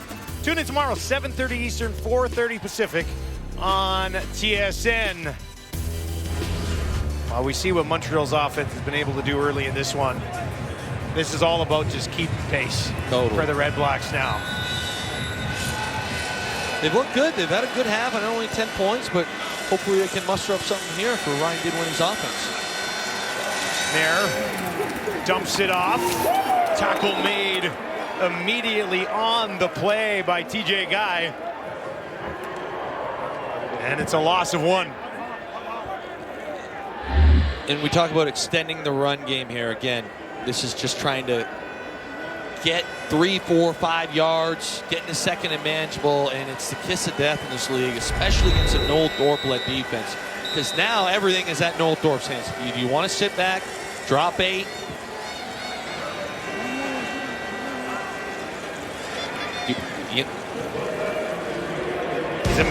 He's a madman, isn't he? He is. He's got everything going. 3 minutes remaining here in the half. We'll step away. Red Blacks trail by 14. Well, halftime is just around the corner. I have a feeling we'll be talking about that Montreal Alouettes offense. Yeah, how about 4 possessions, 3 touchdowns, and a field goal? Yeah, that Ottawa defense. 3-minute warning as we send it back to Dustin.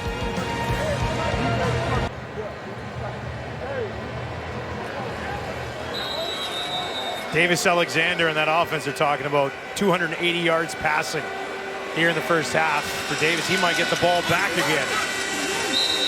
And flags fly here as Jake Mayer takes that snap, and this is going to be against Ottawa. No room. Illegal procedure. Ottawa number 61. 5-yard penalty. It remains second down. No room for mistakes like that. Absolutely not. And you're sitting here, you said keep pace. Davis Alexander's on fire. Your first play is a run game extension where you lose a yard, and then on 2nd and 11, you give another 3-5 yards. And against this defense now, you're sitting at a 2nd and 16. Like, it's bad ball when it comes to stuff like that. Gino Lewis out to the left for Jake Mayer. Jake with time. Goes to Gino, tries to make something work here, and he's going to be wrapped up short.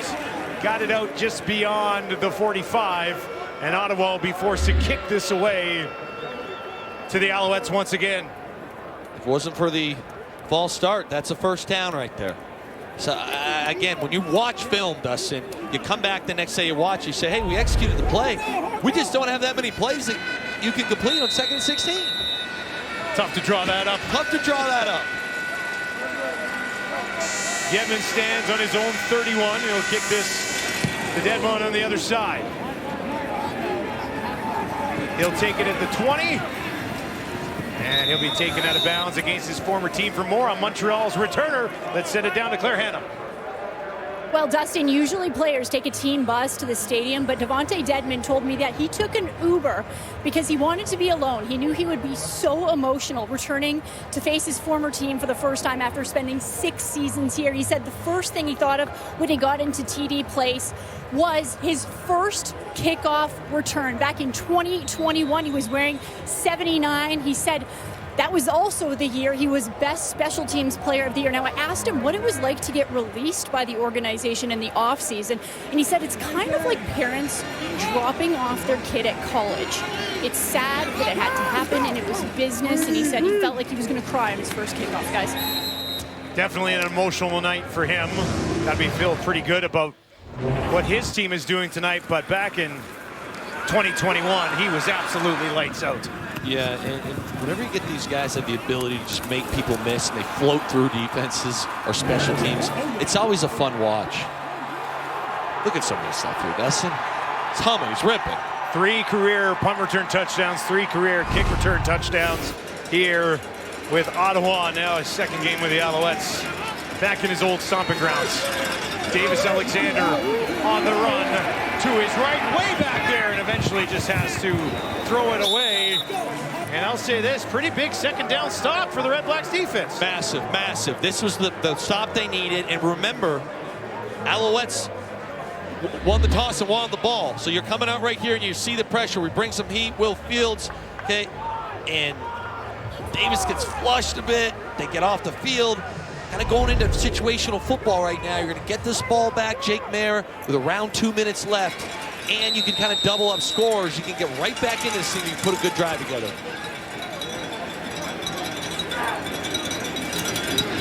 Zima, first time tonight.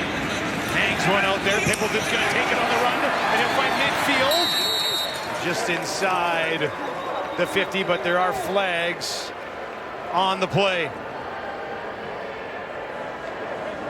That'd be scary seeing that guy catch the ball with that much speed coming at you.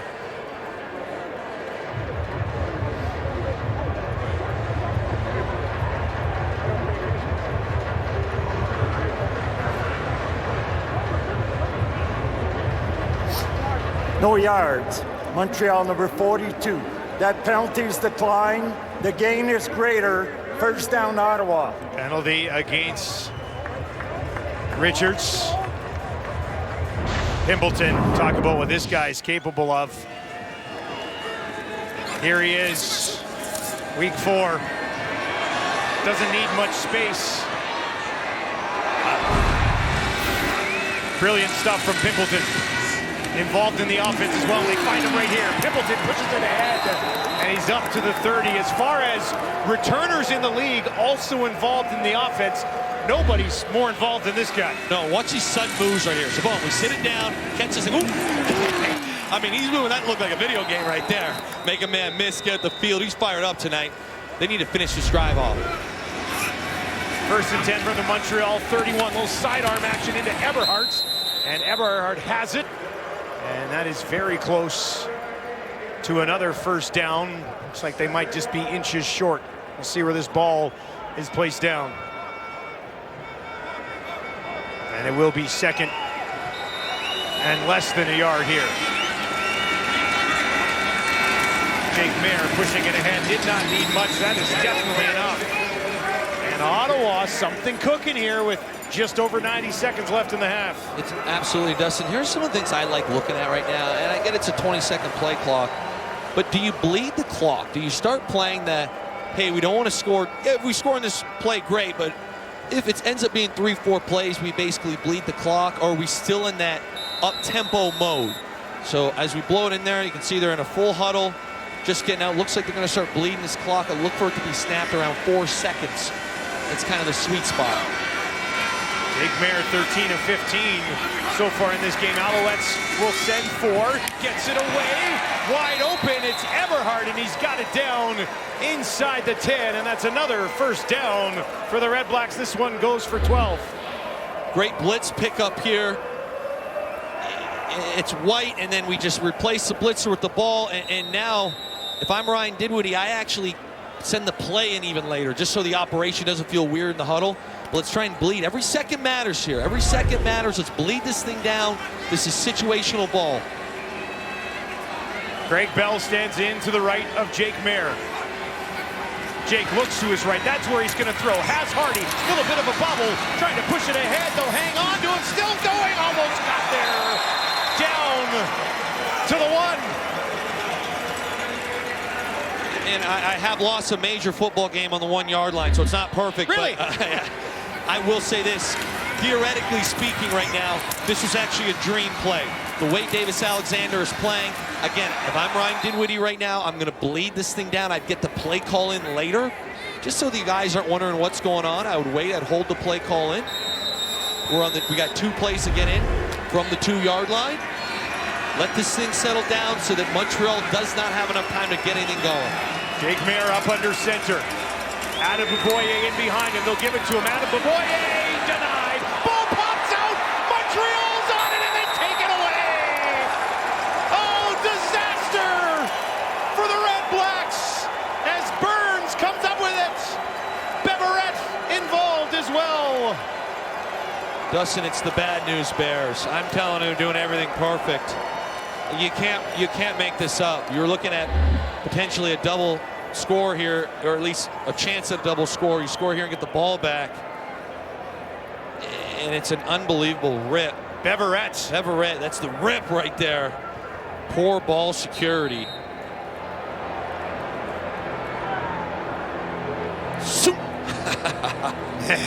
Just went in and got it. That's what they say when you get in there. The new thing they're teaching is 5 points of contact. Noel Dorp's fired up. You put the hand on the wrist. The previous play is under further review by the replay center.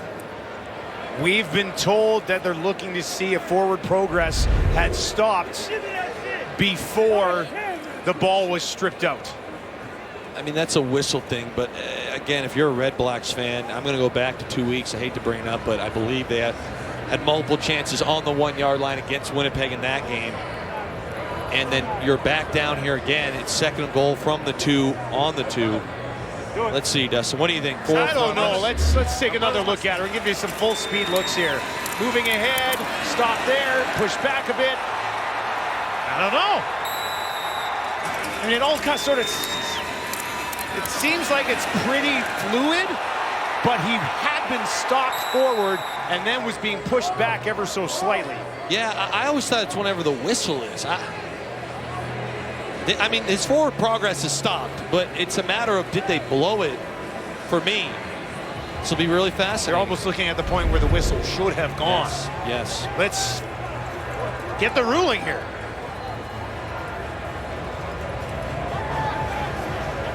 Upon further review by the replay center, the ball carrier forward progress was stopped at the 2-yard line. The ball will be placed at the 2-yard line. It will be third down. Beverett can't believe it. And it'll be third down from the 2. It all happened so quickly in there, you know? I could see why Montreal fans right now would be livid. If I was a Montreal fan, I would also be livid. I'd be very upset with that call, especially have enough to overturn it. I do see what the replay center's saying, but that's pretty close right there. It's another lease on life here for the Red Blacks. Dustin, what do you call here? Third and goal at the half. You're on the 2. They've been stumped again? I don't think so. I think you line up in a heavy package. I think you do show run to some degree, but we either move Jake out of the pocket, we're throwing. We're going to go 3rd and 2 from the gun here on Friday Night Football. Montreal moves early, and we've got whistles. Pimpleton into the end zone, but who is this going to be on? Did Montreal get drawn off by early movement on Ottawa? Is it the right tackle on Ottawa? Who's to blame here? Discussion from the officials. What a weird ending to the first half. Julian Pearl, the right tackle. Illegal procedure, Ottawa number 54. This is a 5-yard penalty. It's still third down. Listen, I use the term, like we used to say this all the time, that's bad ball, that's bad ball. In a moment like that, in this unit, the offensive line has played well today, but you're at home, you should have no noise problems. They're going to settle for a field goal now. It's just bad ball right there. That cannot happen at this level. Lewis Ward hit from 13 earlier. This one from 14, and he puts it through. You likely aren't going to win football games with 13 and 14-yard field goals. Lots to discuss here at halftime. Laura, Lapo, Dave Naylor, as Kate and the other guys on the way to Edmonton for a big one tomorrow. But boy, do they have some things to discuss here. Jake Mayer is 15 of 17 for 156 yards. Yes. And I don't know if you can't hang any of this on him. No, he's been awesome. He's been, to me, he's been the second best player on the field tonight behind Davis Alexander. Yeah. You know, he's thrown the ball accurately, he's thrown the ball well and on time. And I get that body language right there, because there's just no world where this game should be this far apart. Ottawa continues to shoot themselves in the foot with simple things. They've been close a few times, but it's the small mistakes that have cost the REDBLACKS so far this season. And it's those same mistakes that have cost them so far tonight in this one. And they're playing against a team in which you can't afford to make any mistakes against. Jake Mayer looking for answers as he heads to the room. What a half for Davis Alexander, Sneed, Philpott, and this man, Cole Speaker, playing in just his 4th game of the season. He's got a couple of touchdowns, and this one gives him 3 on the year, and he's standing by with our Claire Hanna. Cole, you guys start this game out with a near-perfect drive. You finish that with a touchdown. You got a second touchdown in this first half. How would you describe the cohesion your offense has? Yeah, we're just all playing together, playing 12 guys together. The O-line's doing great to give Davis time back there, and you know 10's going to find us downfield. So got a lot of guys stepping up. Everyone's making plays. Everyone's touching the ball. It's a lot of fun. Since your return from injury, you've been targeted 12 times. You have 12 catches. How did that time off motivate you? Yeah, just gave me an extra 6 weeks to get ready and just fine-tune my craft, get my body healthy for this second half push of the season. Thank you, Cole. Awesome. Thank you. Merci. All right, Laura, back to you. And it's Cole Speaker with the second multi-touchdown game of his career. And this is Bud Light at the half. And boy, does that Montreal Alouettes offense look scary once again. An off week last week, kicking it right back into high gear here in this first half. Dave Naylor, though, we need to discuss how the whole sequence ended there in the half for the Ottawa REDBLACKS. Just kind of a microcosm of how their season has been, because they continue to shoot themselves in the foot at the worst moments possible. The red zone has been a nightmare for Ottawa this season. Particularly feels like when they're inside the 10-yard line. You can almost just feel the anticipation that, or inside the 5, is something that's going to go wrong here. I mean, they catch a break on this one when Alouettes gets stripped by Tyrese Beverette, and this is kind of nightmare territory if you've been watching the REDBLACKS this season, because it feels like, I say, as the Lapo says, inside the 5 is the disaster zone, never mind the red zone. And, you know, then they get another shot at it, but here you go again. You got an offside call on the right tackle. This is a new right tackle that they're playing.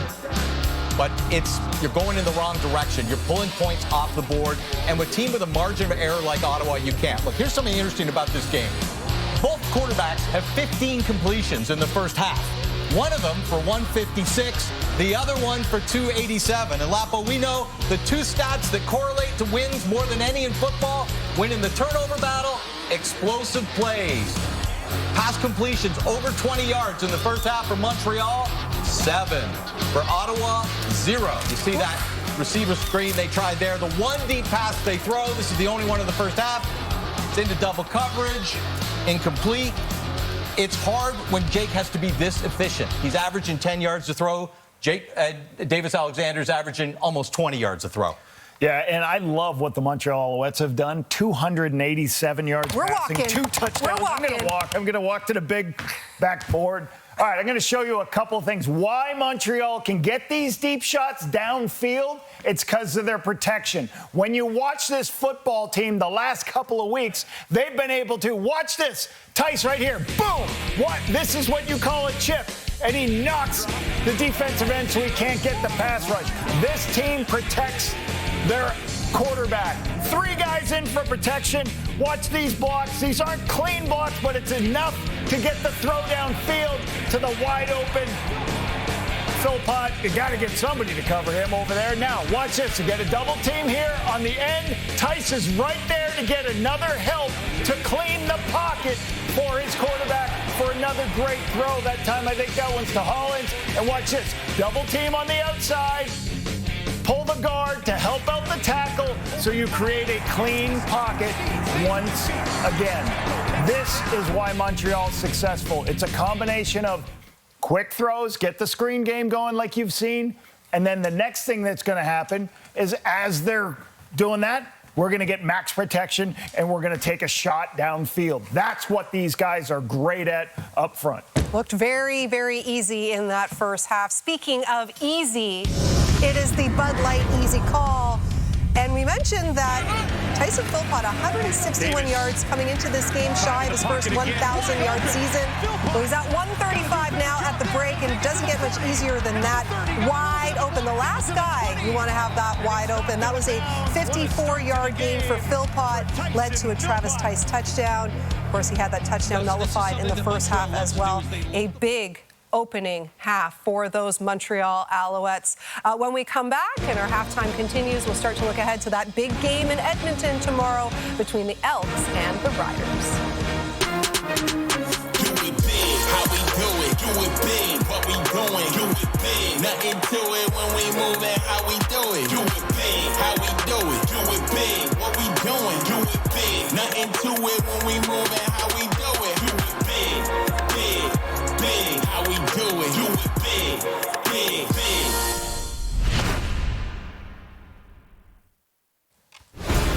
Doubleheader Saturday coming your way. First up, Hamilton for the Stamps and Ticats, a pair of 3 and 4 teams. Vernon Adams Jr. again has not thrown an interception yet this season. And then the main event, the Riders and the Elks in Edmonton. At this time last season, Edmonton was 1-6. Flipping the script this time around, and that game on Thursday night that kicked off Week 8 in the CFL was absolutely fantastic. Combined for 70 points, almost 900 passing yards. It was back and forth affair. And then who would have thought Vincent Blanchard, 57-yard field goal to end it. So we've got the rematch coming up here. Can we expect more of the same, gentlemen? I sure hope so, because that's the best football game I've seen in a long time. 5 receivers with over 80 yards. And I just love the Cody Fajardo narrative, going back into Sask and playing like that. I mean, you know, has his job taken away in Sask, gets moved out of the way, understandably, for Davis Alexander in Montreal. Doesn't go to Edmonton and starts on the bench. And this year he marches back into Saskatchewan and puts on that performance late in the game. I mean, all game was fantastic, but his fourth quarter performance among the career best for him. Yeah, 510 yards, 4 touchdowns, amazing.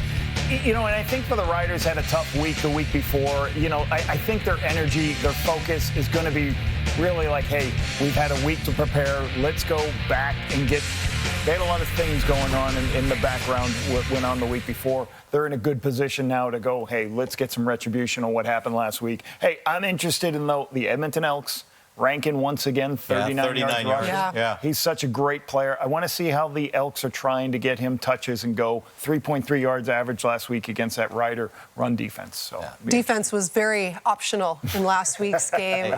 You mentioned Edmonton's start. If I'm an Ottawa fan, Edmonton is my inspiration. That's Edmonton, let's get some over 30,000, please. Yep, not sold out just yet, but they opened up the Upper Bowl at Commonwealth earlier today. So, yeah, we'll see. They'll pack the stands for that one because it should be a good one. Meanwhile, back in Ottawa, the Red Blacks have some work to do. A lot of work to do if they're going to get their first win of the year.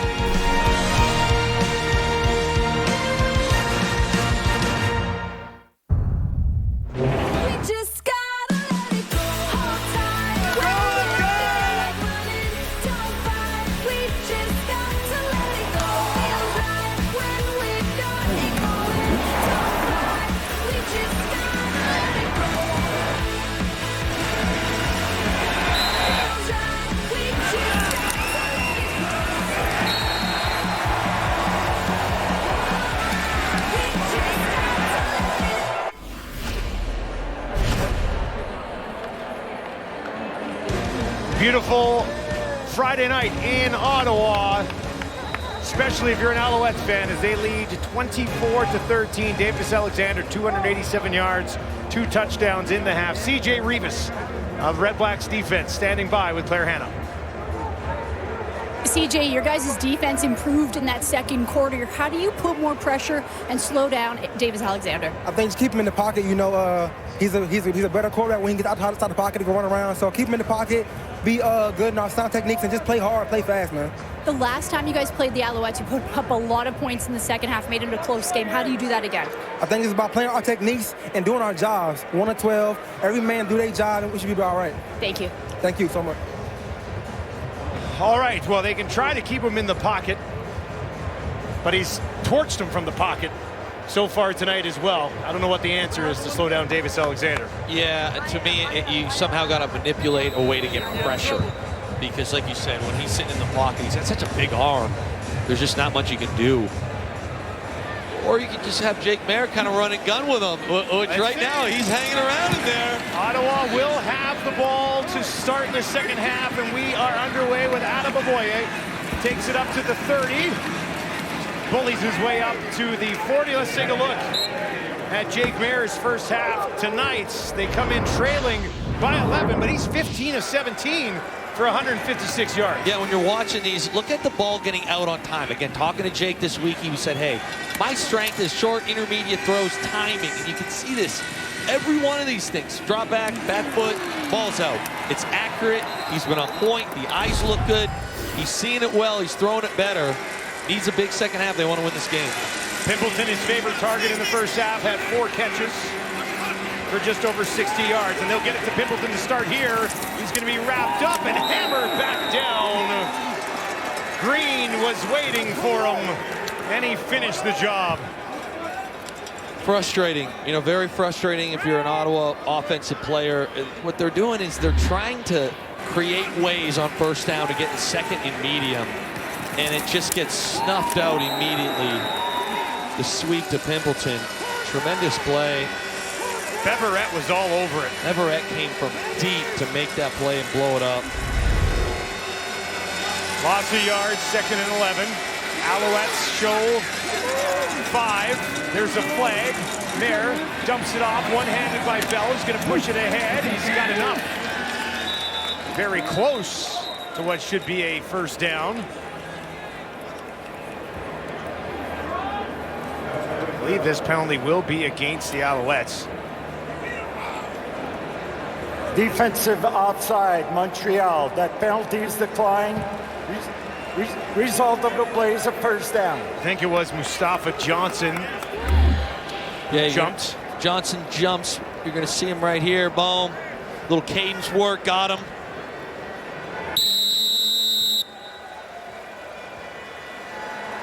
Nice catch by Greg Bell. Plucked that bad boy with one hand. Made it look easy, didn't he? That's it. Thank you.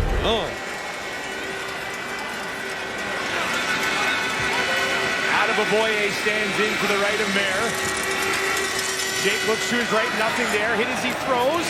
Has a completion to Everhart. Broke one tackle, now another. And he's up to the Montreal 45. 15 yards. Dade Everhart.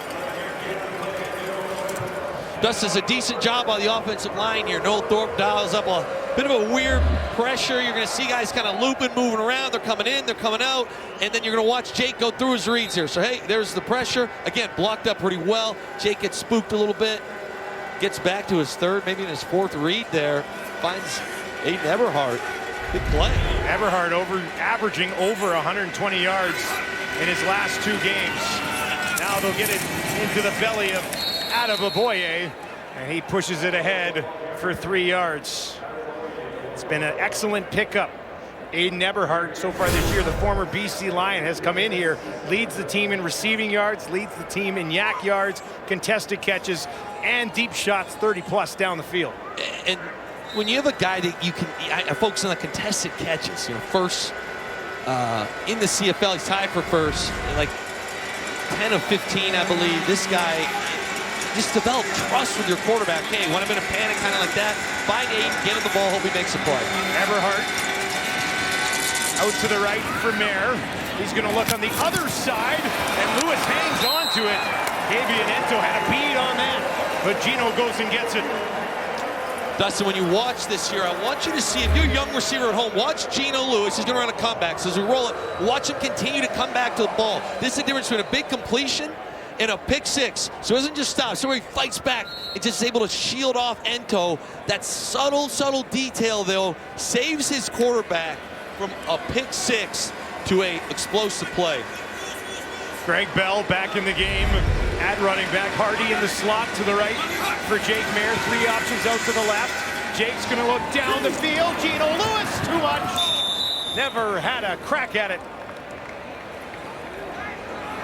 This is going to be a tough one for Gino. We're just kind of singing his praise. He's not on the same page because he's going to end up stopping here. You see, he runs and then he just kind of chills, and the ball is thrown deeper. Don't think he was expecting Jake to kind of take that shot, and that's why it looks like such a deep overthrow. Jake Mayer decided, hey, I got a 50-50 guy, just got to catch, let's give him a shot here, and Gino wasn't prepped for it. 4th target of the game for Lewis, who moves to the top of your screen. 3 options, wide side right for Mayer. Steps up, dumps it off to his running back. Bell tries to push it through a hole, but he'll be stopped at the Montreal 22, a couple yards short of a first down. And it looks like they're going to leave Jake Mayer out there this time. Or they're thinking about it. There's an injured Alouette down on the field just inside the 25. That's Najee Murray. Dustin, this will be a very fascinating play call for Ryan Dinwiddie if he does not take the points. First of all, let's start there. Would you go for it? I would not at this moment, just because of how poorly your team has executed on short yardage, specifically at the goal line or not the goal line, but also get within 1 possession. Get within 1 possession, kick the field goal. You never know what can happen. We'll see what they do when we return. We will step away from TD Place on Friday Night Football. Najee Murray is up and off to the Montreal sideline. Let's give you another look at what happened to him. That head ducks, it's always a bit scary. You kind of get the head down, and again, scary kind of moments for me. All right, a huge 3rd down here. 3rd and 3. Jake Mayer, Hardy, and Gino Lewis out to his left. Looks to his right, pressure comes, gets it away, and he's got a man down to the 5, pushing it ahead, and they'll be stopped at the 3 as he gets it into the arms of Hardy. I want you to watch right up top here. We got a free hitter. So as this thing comes in, Jake Mayer sees it. Boom. We're sliding right. He knows he's got to get the ball off. He's hot. And he sits in there and delivers a great strike. He's got a nice matchup with Hardy, kind of on an in-breaking route.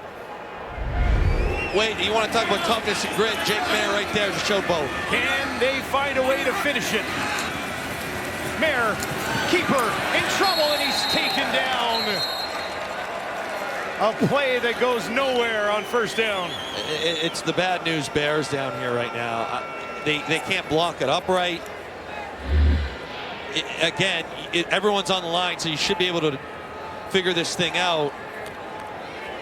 And you've got Canton Arku, who's, again, I know he's a MAC linebacker, but he's sitting on the line untouched. That's not how you draw it up. And I get why he's yelling right there. You don't draw up not blocking a Mike linebacker who's sitting on the line.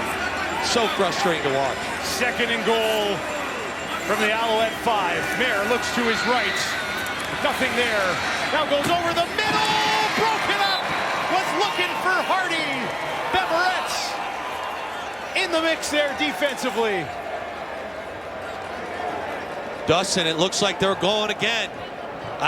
They went for it on 3rd down earlier. They're going again here. They're done settling for field goals. I like it.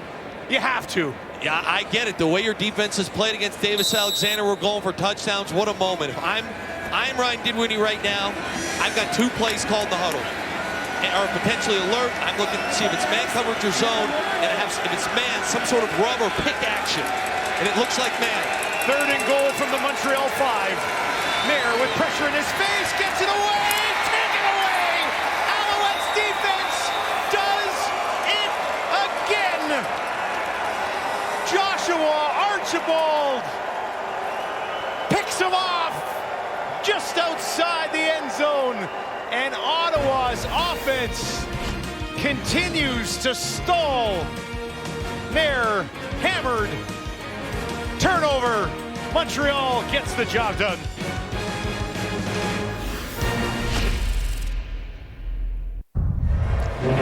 Dustin, this is fundamentally unsound football. I want you to look here. That's Najee Murray. He's back in. He's on the line of scrimmage. If you're not going to block him, you need to have a hot route or something built in. So either there's an ME, a mental error on the offensive line, or the play design is faulted by design, which I highly doubt that was it. So once again, in a moment of need, on 3rd and 5, someone on this team has made a mental error, which has cost them points. And you can blame Jake Mayer all you want, but when Najee Murray lines up on the ball, Dustin, it comes untouched. What do you want the man to do? On the ground here with Tice. Just back to Ottawa here for a second. Ottawa has got to the Montreal 6, the Montreal 2, and then the Montreal 2 again. And they had to settle for field goal, interception. Dustin, as an ex-offensive player, it's my hair. I'm pulling my hair out here. And again, that was, Noel Thorpe is known for complicated looks. That was not complicated. You have a linebacker on the ball, you either account for him in your pass pro, or you throw hot off of him. This is day one stuff that they can't execute on the 5-yard line.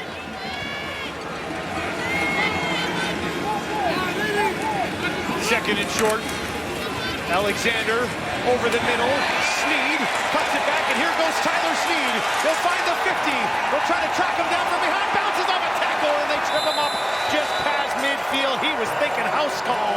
Davis Alexander well beyond 300 yards. Sneed joins Philpott in the 100-yard category, and they're doing whatever they want. And once again, it's a broken record. You're bringing the extra offensive lineman and Sage Stockstater. You got Ventrelli playing tight end. You got Mason playing a second tight end. You bring everyone to the box, and you say, oh, you guys want to play one-on-one coverage with Sneed? No problem. Here's an in-breaker. Here's the ball out on time, and here's a massive completion. 48 more yards to Sneed, who's basically just been running over the middle of the field, open all night. If it ain't broke, don't fix it. Alexander this time. They'll get it to Philpott, turns it on the far side of the field, a little bit of room, sidesteps one tackle, and he's got a first down. What a move from Tyson Philpott, 16 more yards. Dustin, it's like an artist, Anthony Calvillo. So, hey, we go deep, and now all of a sudden you see Tyson Philpott here, just a wide receiver screen. Again, you see Ventrelli come out there. Shanks is out there. Wasn't quite my, Bulls on parade moment for the O-line, but the big bodies are out there moving people. And then Philpott, you can't tackle him, makes a man miss, gets a bunch of extra yak. Philpott about 10 yards away from a 1,000-yard season. And we're in week 9. This time they'll give it to Tice. Haven't needed him much tonight. He's going to push it ahead. A little bit of help looking for a first down. Might be stopped just short, about a yard.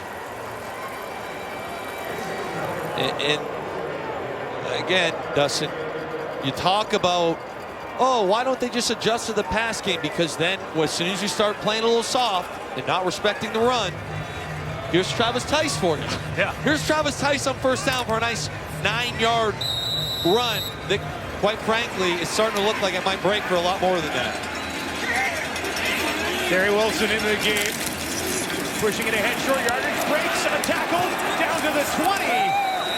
That would have been an absolute backbreaker if he took that one to the end zone. Goes for 9 on the short yardage sneak.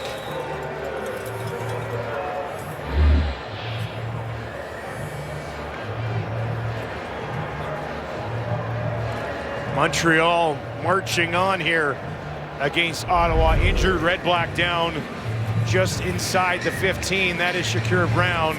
And as they take a look at him, we will step away as Montreal looks for more on Friday Night Football.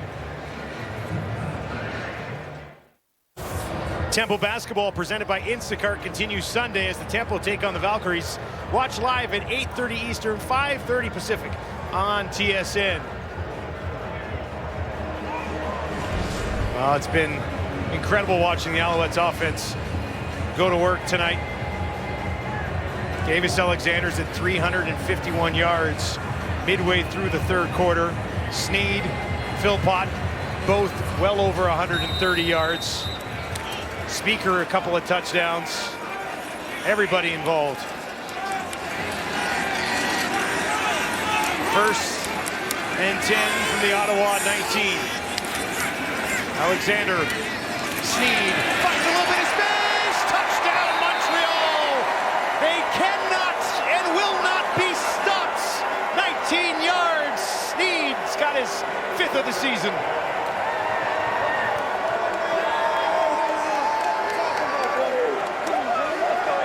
Dustin, I've been singing his praises all night, but Anthony Calvillo, again, watch all the pressure. You see everyone coming for Ottawa. What's the perfect play call? Against a blitz or against an exotic pressure?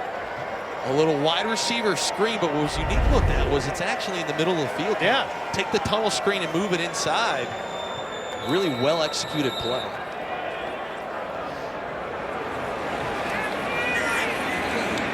.370 passing yards for Alexander, 18 of 23 on the night. Altos Diaz knocks it through. And safe to say, Montreal at 6-1 on the campaign, in full control here.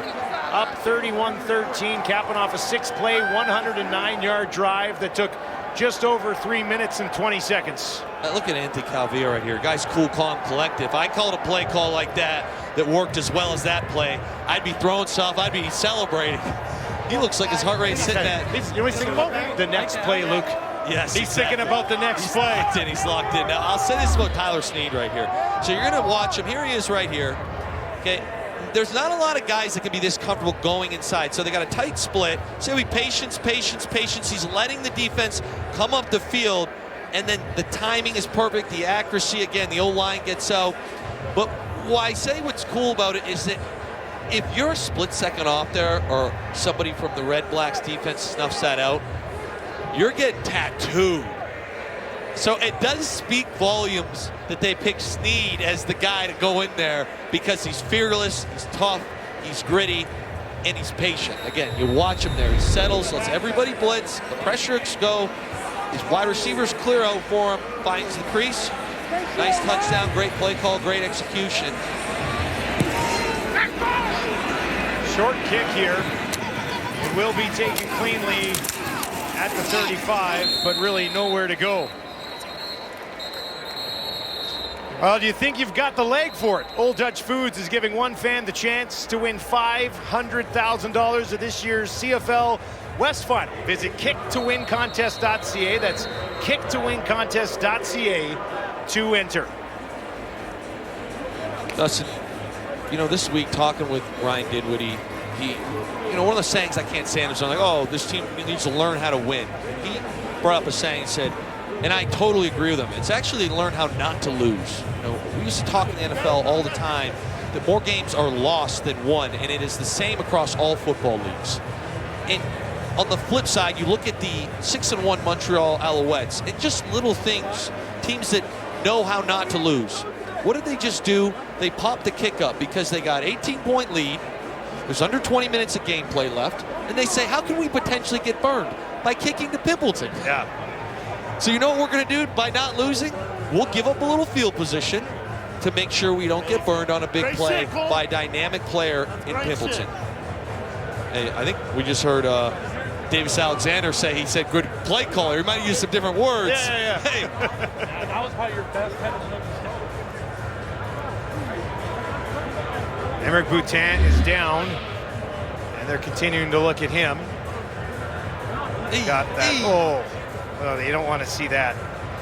Had that left leg rolled up on. He's actually up and walking off on his own, which I'm a little surprised by after seeing that replay. Yeah, that's very encouraging right there. Limping, but looks good compared to what that replay was. Shouldn't say looks good, but looks better than we thought. Looks much better than, than it possibly could have been. So now Ottawa, they've moved the ball tonight, but they've been stopped on the Montreal 6, the Montreal 2, and the Montreal 2, having settled for 6 points when they had the ball in the 6-2 and 2. So they moved it, they just simply cannot finish. We'll see if Jake can move it here once again. Mayer starts with Bell to his left. Bell trying to pick up a little bit of pressure. Mayer goes over the middle, midfield, and he's got a completion to Justin Hardy. It'll go for 13.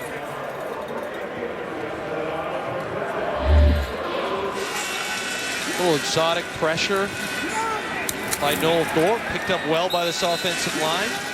Great throw by Jake Mayer. I don't think we'll see much quit in this Ottawa team. As much as it's been a tough season, I definitely expect them to keep fighting here. They scored 29 points in the second half against this Montreal team back in week 4.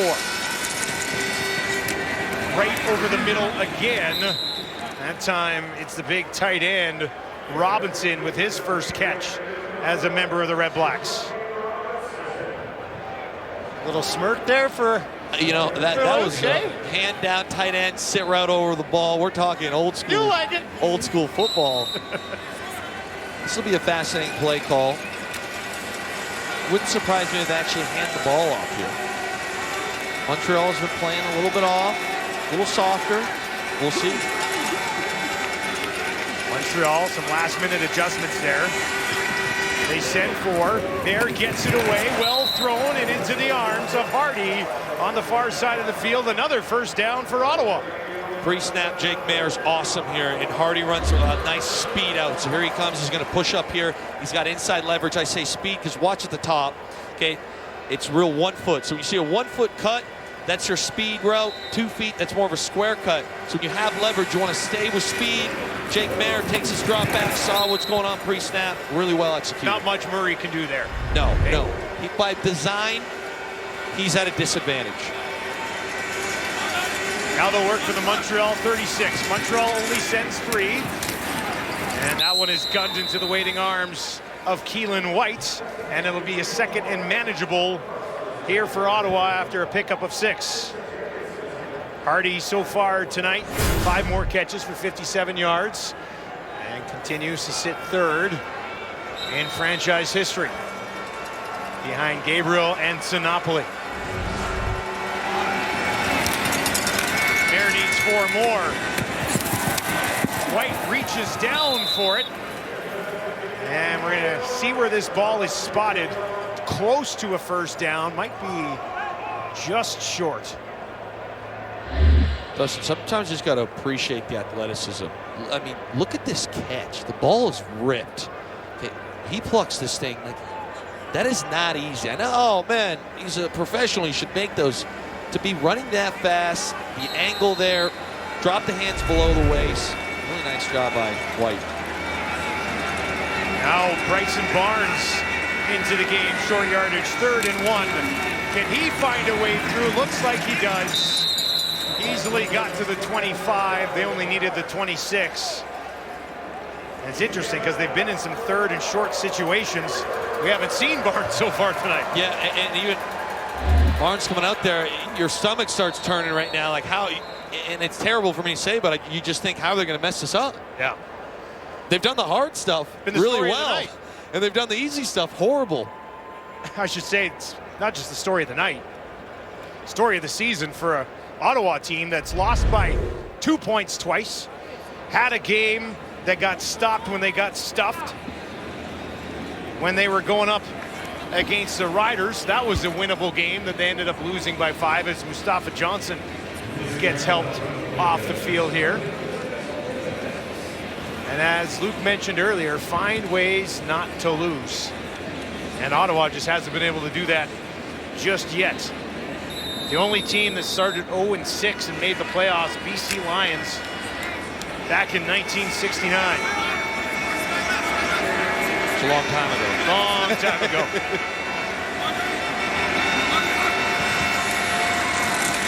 There has time. As his running back Bell, who gets drugged back on the play. Green with the tackle. Green getting the start on late notice as Wesley Sutton, after warm-ups, could not go. Jamon Green, first year out of Michigan. You're always ready, though, right? Yeah, you're always ready. Student of the game, got to be plugged in.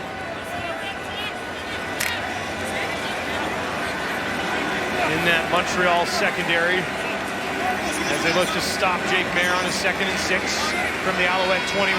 3 on the line. They'll send 4. Dumping it off to Bell. Gonna have to make a man miss. He does. Good burst. Heavy collision just inside the 15, but it's a first down for Ottawa. Greg Bell is a real nice sudden burst. Kind of can slow the game down, wait for guys to overcommit, and then boom, put his foot in the ground, make a man miss. Fun to watch. To the sideline here, so Adeboboye will check back into the game. Time ticks down here in the 3rd quarter. REDBLACKS got to find some points. Pressure coming. Mayer gets it away. Tackle made at the 5. Had Hardy with a step on Green, but Green was able to wrap him up. And that brings us down to double zeros here in the 3rd quarter as the REDBLACKS, as they've done many times tonight, knocking on the door. Alouettes refusing to open up. And they lead 31-13. 3 quarters in the books. Friday Night Football at TD Place in Ottawa.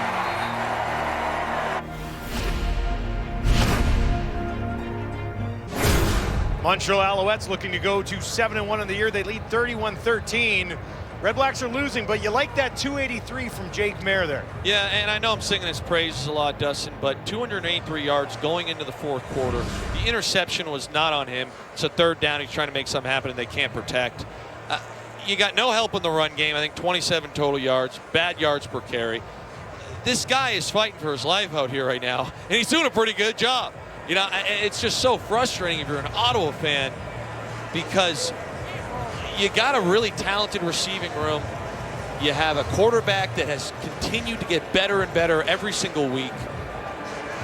You just can't finish drives. Can't run the ball and you can't finish drives. Since the interception, Jake's completed 8 in a row.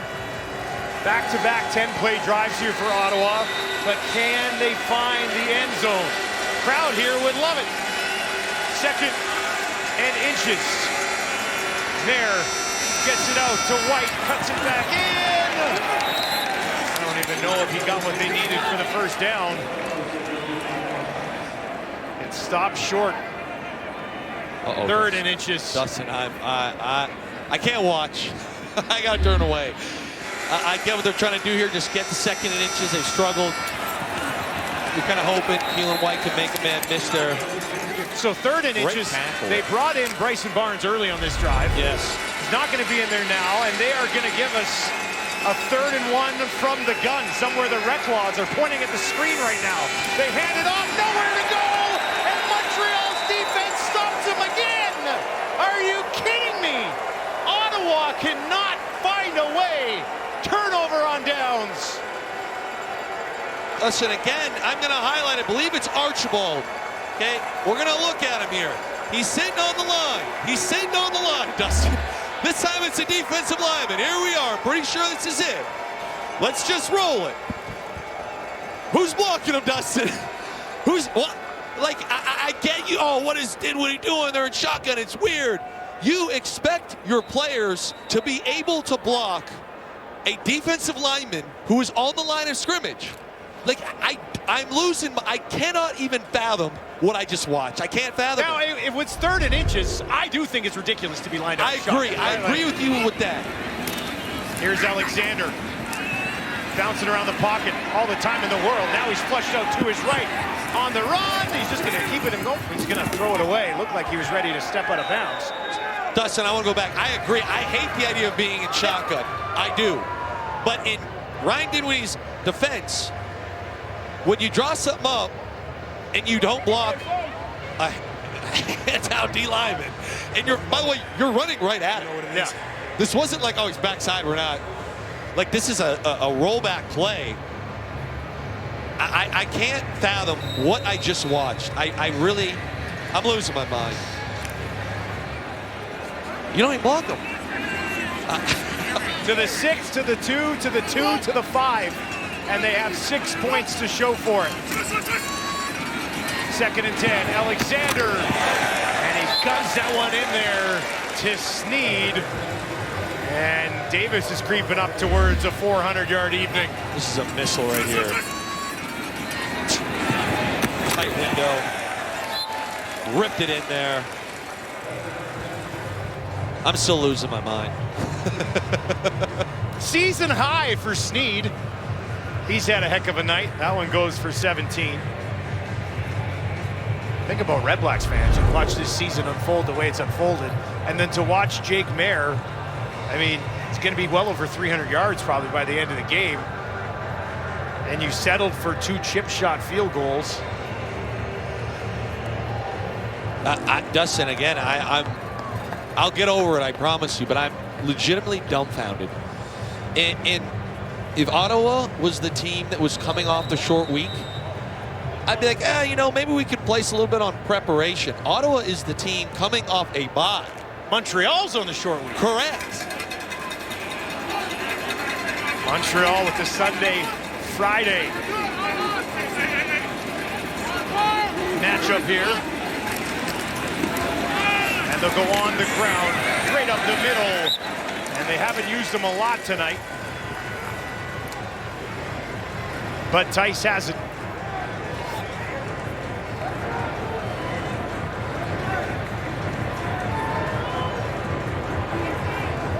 Now back to the Anthony Calvillo game plan today, which has been flawless. This is a moment, be very fascinating to see if they take a shot here, put the final dagger in Ottawa. Or they can continue to keep the ball on the ground, move the chains. 2nd and a couple. Tice will slide right back in. They've got some blocking there as well. They will give it to him. He pushes it ahead, and he has the first down. There is a flag on the play. Might have been a horse collar.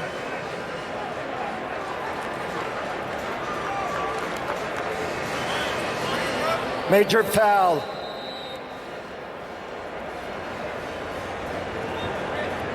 Sneed, I believe, is down on one leg. Major foul. Far sideline. Horse collar tackle. Ottawa number 93. 15 yards will be enforced from the end of the run.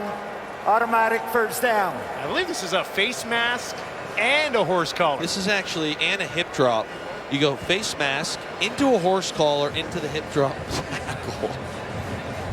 Checking 3 boxes. Yeah, that's a tough play, tough moment. Aiden John flagged there, 19th overall pick back in 23. And as they take a look at Sneed, we will step away from TD Place.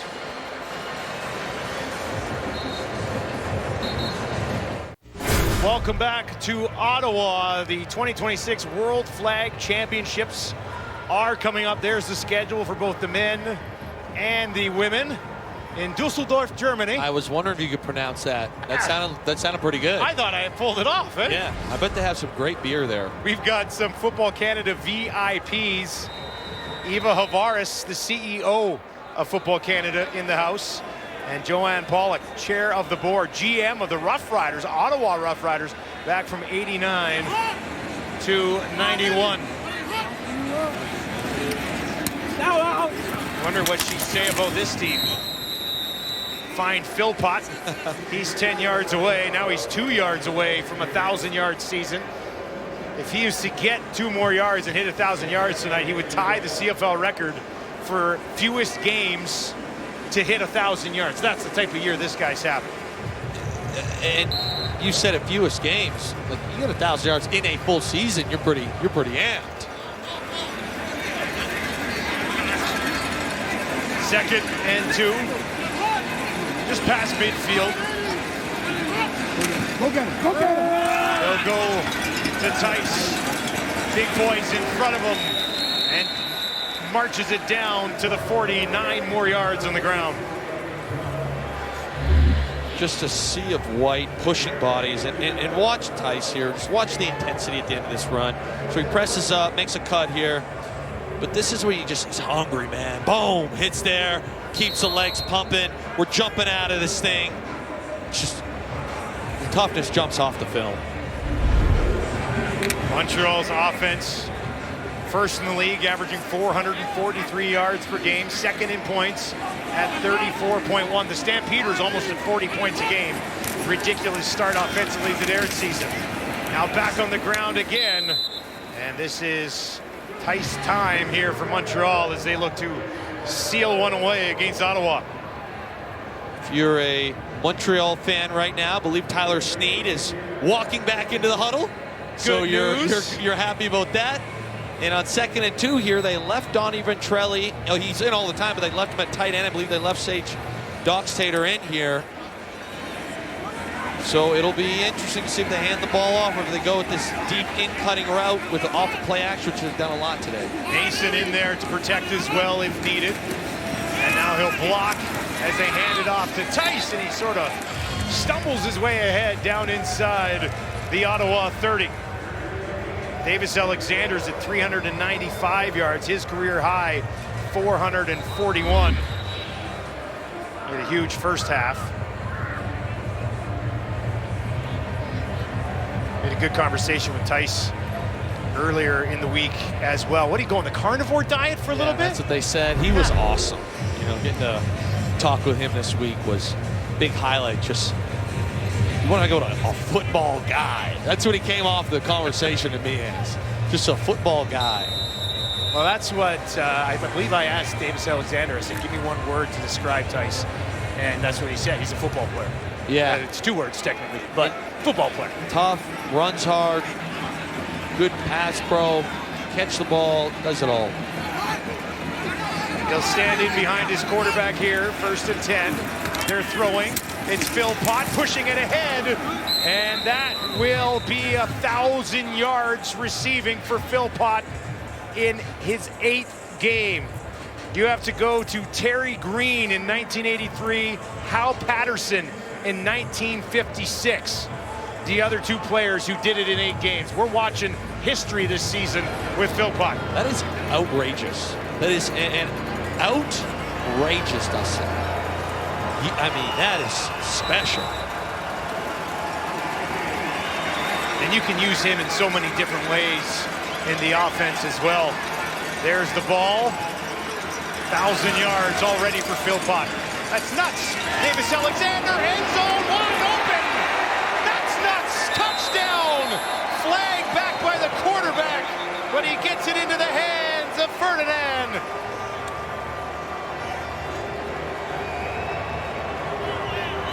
Holding Montreal number 59. 10-yard penalty. We're going to replay 2nd down. 2nd touchdown wiped off the board by a penalty for Montreal tonight. So we'll check it out here. This is who they call it on. We'll watch now. Good punch there.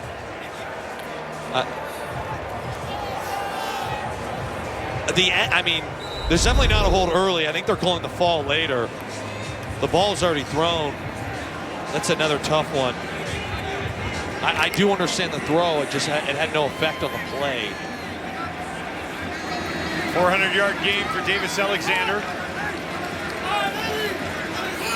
That's the 3rd of his career. More flags here. Looks down towards the end zone again, and that one will be incomplete. I was trying to find Speaker, who already has 2 touchdowns in this game, but there is a flag.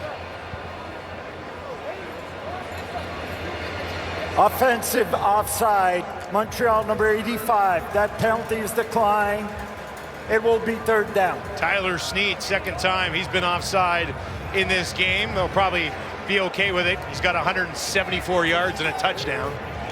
I think you can let that one slide, maybe? Yeah, I'd say so. It will set up a 42-yard field goal attempt from Maltos Diaz. He's 20 of 21 on the season, near perfect. This will be from just inside that left hash. Zima to hold.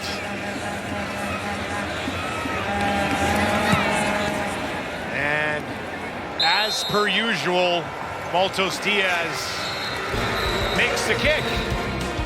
Oh, Montreal here in Ottawa on Friday Night Football.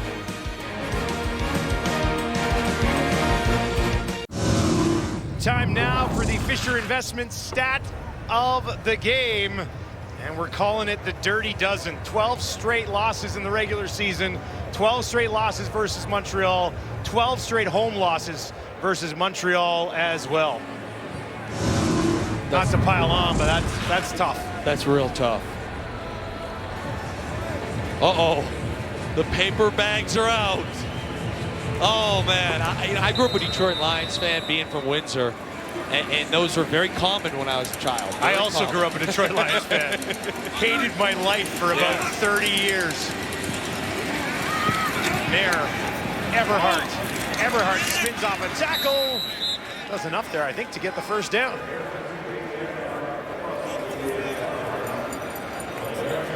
So if you're Jake Mayer, what's going through your head right now? I think just keep playing, next play. Although it seems like you're out of this game, you need reps with this offense. You're still new here, new guys. Just continue to work timing, one play at a time. Back to Everhart again. This time, Beveret's got him, and he will hang on after a pickup of 5 yards. Beveret's third tackle of the game has a knockdown. Had that strip fumble that got overturned as well. He's kind of been all around it. And back to this REDBLACKS offense. Their receiving room is really good. There's Lewis. He's got it. Looks like he'll be marked forward progress just short of the first down, and that'll bring up third down again. But again, back to this receiving room. Geno Lewis, Hardy, those are two great guys. You look at White. Eberhardt's been a huge surprise, but great this year. Bimbleton. 3rd and 1. This time it's Jake up the middle. And he'll pick it up, no problem.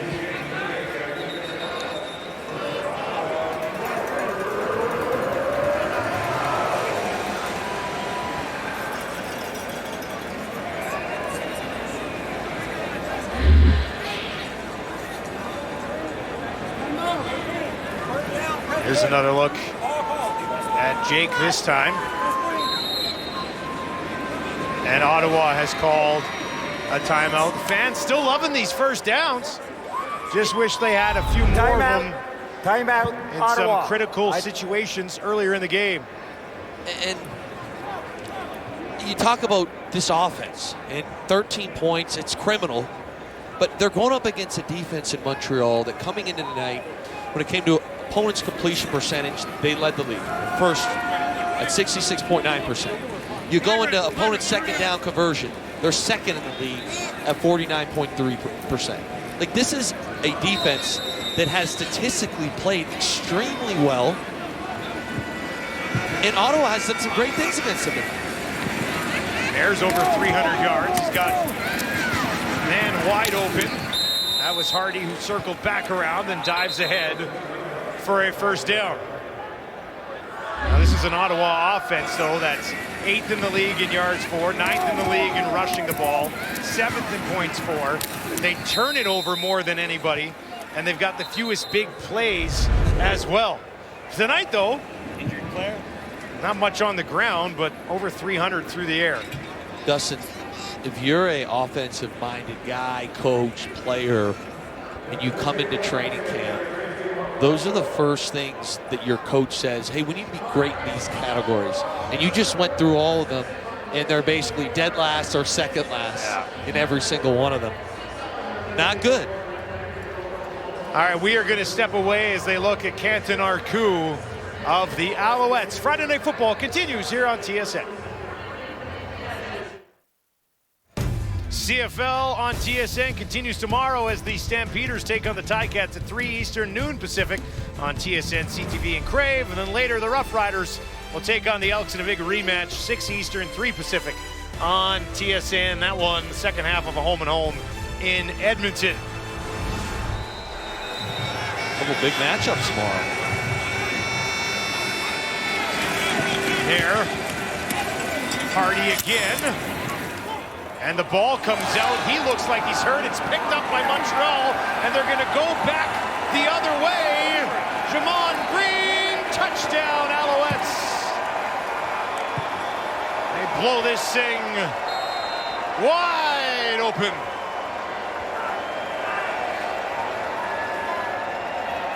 Will this be coming back? Was he down before that ball popped out? It's really fascinating. I also think Hardy got hit directly in the head. We'll see it. Perhaps it's a bang-bang play.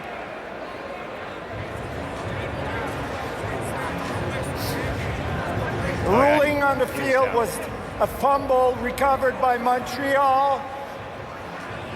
Recovered by Montreal. As a fumble, the play will be reviewed. Well, we'll give you a few more looks at it. Dustin, this is like a WWE clothesline here. Ready? Ooh. That was, wasn't it? Yeah. Now, as far as the knee going down, I think he was trying to punch it out? Is that why the swing came in there so hard? I would say so, but again, I'm not a defensive guy, but sometimes I wonder, because that's got to hurt your arm in the morning. I do think we're down here, though. All right, they took a quick look at it. Let's send it back down to the field for the official ruling here.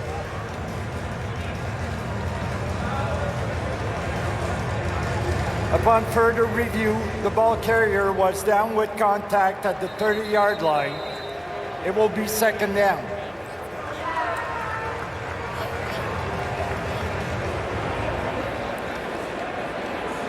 All right, Montreal has thrown a challenge flag here. That's always a little funky, so we reviewed it. They just reviewed it to see if he was down. And then you're gonna challenge the review. That's a competitor. They just took a look at it. Look at it again, because you're wrong. That wasn't good enough. We need you to get another look at it. Montreal is challenging the previous play for illegal interference, blocking downfield by Ottawa 87. The play will be reviewed. I like that. Jason Moss getting some intel from his booth.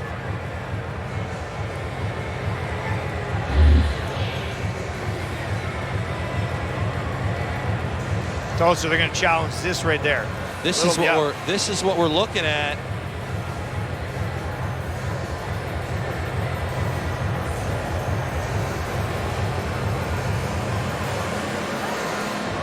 Give you a couple more looks at this. It's really a timing issue on this one. This will be fascinating. All right, quick look at this one as well. Let's send it back down to Andre.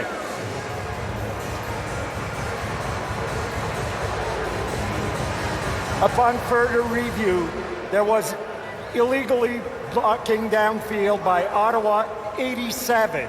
This is a 10-yard penalty from the previous line of scrimmage, and we're going to replay first down. I agree with that assessment. First off, it's a great job by Jason Moss or whoever's in his booth to find that.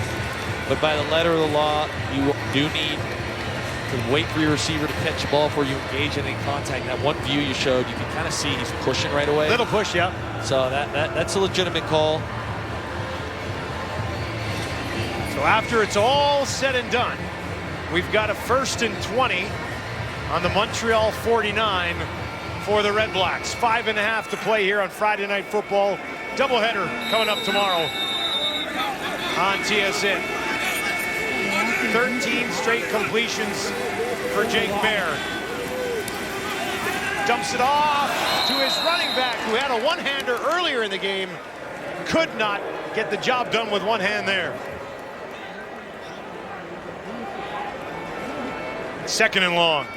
Yeah, Dustin, in a situation like this, 2nd and 20, not too many plays in the playbook to get a first down. Not too many plays are designed to get somebody open 20 yards down the field. 2nd and 20.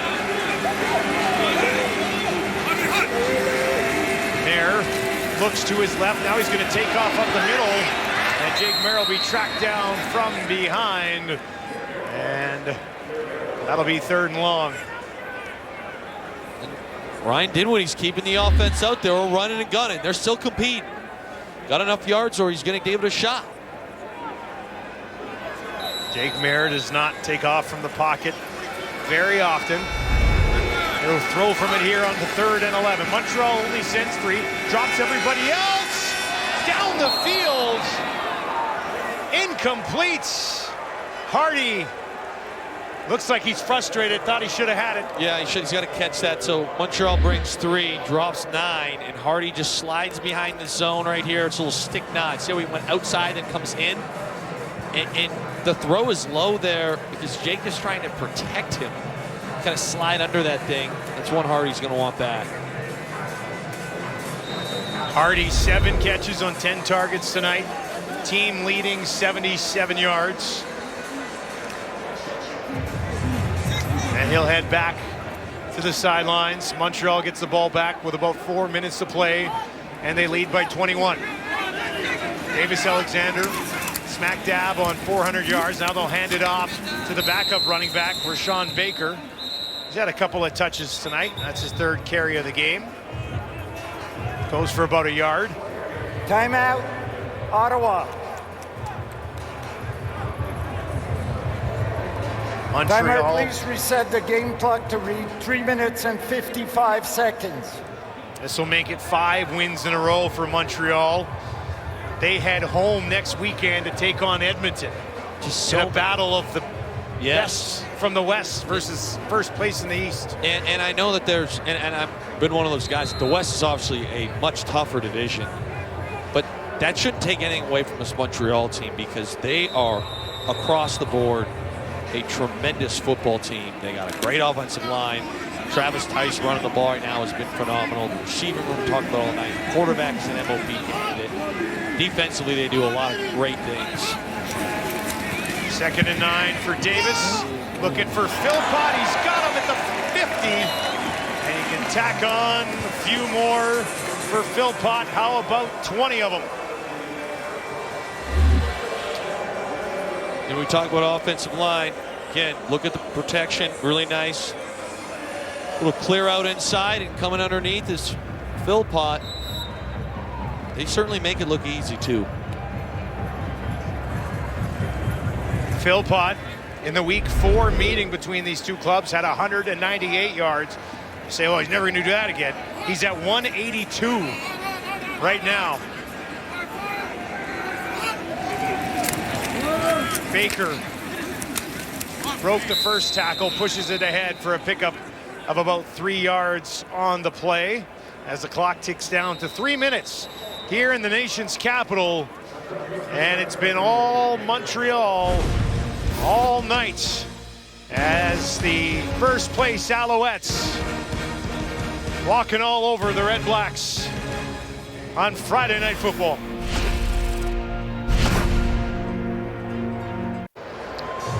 Tice has a rushing touchdown in 6 straight games. For more on Montreal's running back, let's send it down to Claire Hanna. Yeah, Dustin, I asked Travis Tice about that, and I was trying to get him to brag about his performances recently, but he wouldn't take the bait, just giving credit to his offensive core, saying the receivers are so good. They have so much coverage in the secondary. It opens up things in the box for him.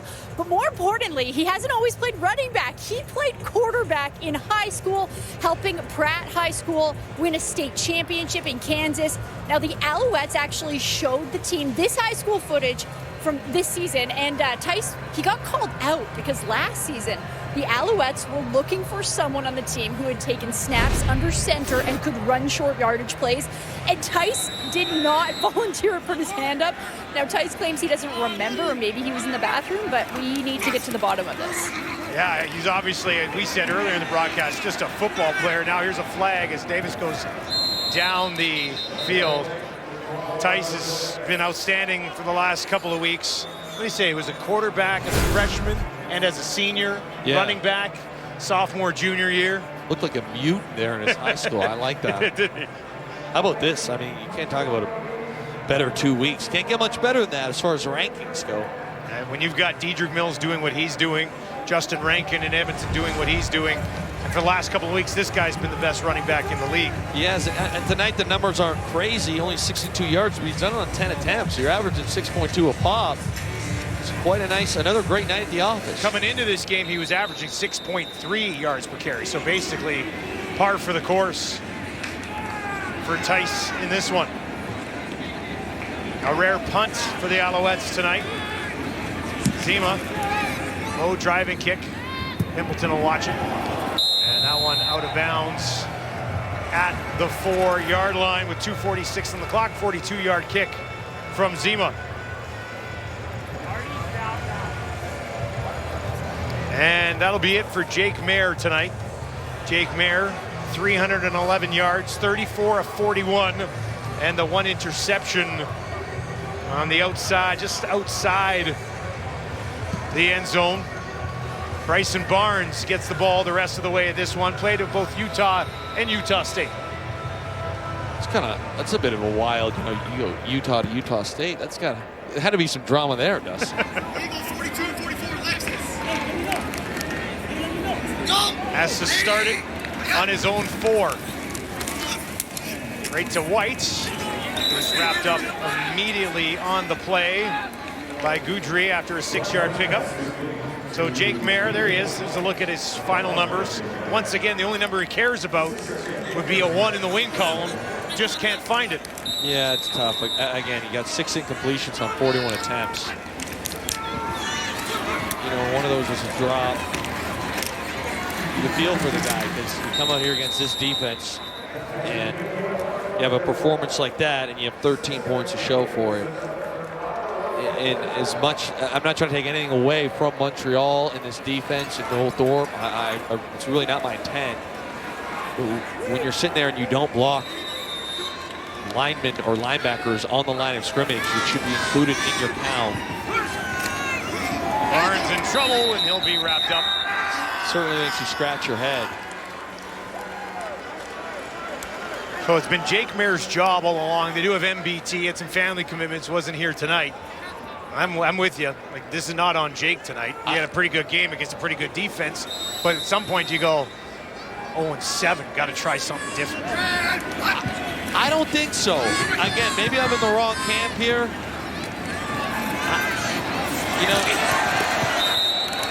Barnes stumbles as he throws that one. If it was turnovers, if it was bad reads, if it was not understanding what you're trying to do, if you felt like you were limited in your play calling because of him, sure, maybe I look to try and make a change, but if you're looking at this game from a pure X and O standpoint tonight, you can't play the game that much better. And again, we're not in the meeting room, so if it's one of those things where, Ryan did what he feels like he's limited because of Jake Mayer and his play calling, that's something we'll never know. I would be shocked if he feels that way. They got a lot of other limiting factors. I don't think it's Jake Mayer. All right, let's get to Wilson's game ball here on Friday Night Football. Who you got? I got to go with Davis Alexander. I mean, this guy had a special evening. It started early. They were slinging it right from that first drive. You see the stat line there. 22 of 30 for 420, 3 TDs. He was poised, he was cool, calm, collected, all those things. But the different throws you're watching, you saw the screen there. There's been shots. He's made a couple off-schedule plays. He has no weakness in his game. I do not like when people are saying, we're going to try and keep him in the pocket. He's unbelievable in the pocket. I don't know what we're talking about. He's unbelievable out of it as well. So certainly he got the nod from me for the Wilson's game ball. 358 yards to Philpott and Sneed, who were targeted 20 times. Edmond Gets that back just outside the 51. What do you think, Dustin? That was the other guy. He can't I thought about giving it to him. An honorable mention, game ball, because of the big record-breaking performance. Yeah, he ties 2 other CFLers. Quickest 8 games to hit 1,000 yards to start a season. Terry Green in 83, Hal Patterson back in 56. That's what Philpott has accomplished in this one. And you're just watching these highlights, the first thing that jumps to me is the versatility. You know, down the seam, jumps up, makes a play in traffic. Outside, he's getting the ball deep. He's running screens.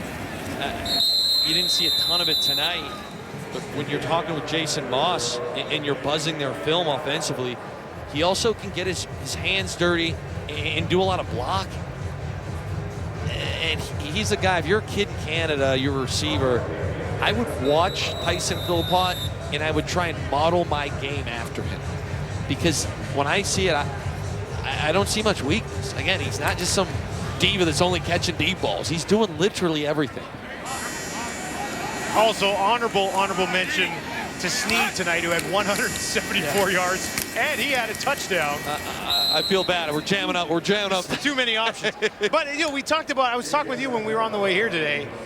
Snead and Philpott, undeniably the best 1-2 punch in the league at receiver. They've got a 55% target share from Davis between the two of them coming into this game tonight. And tonight he had 30 attempts, 20 of them to those 2 guys again. It's a steady diet of Philpott at Snead. Yeah, and I think the relationship, again, outside looking in, pretty selfless, because when you have 2 guys that are as talented and having as much success as they both are, it can be easy to let jealousy creep in, but you talk to Jason Moss, you talk to Davis Alexander, they're just happy for each other, which I know it sounds cliche, Dustin, but in a professional environment, when there's money on the line, there's careers on the line, there's all these things that can add in and distract you.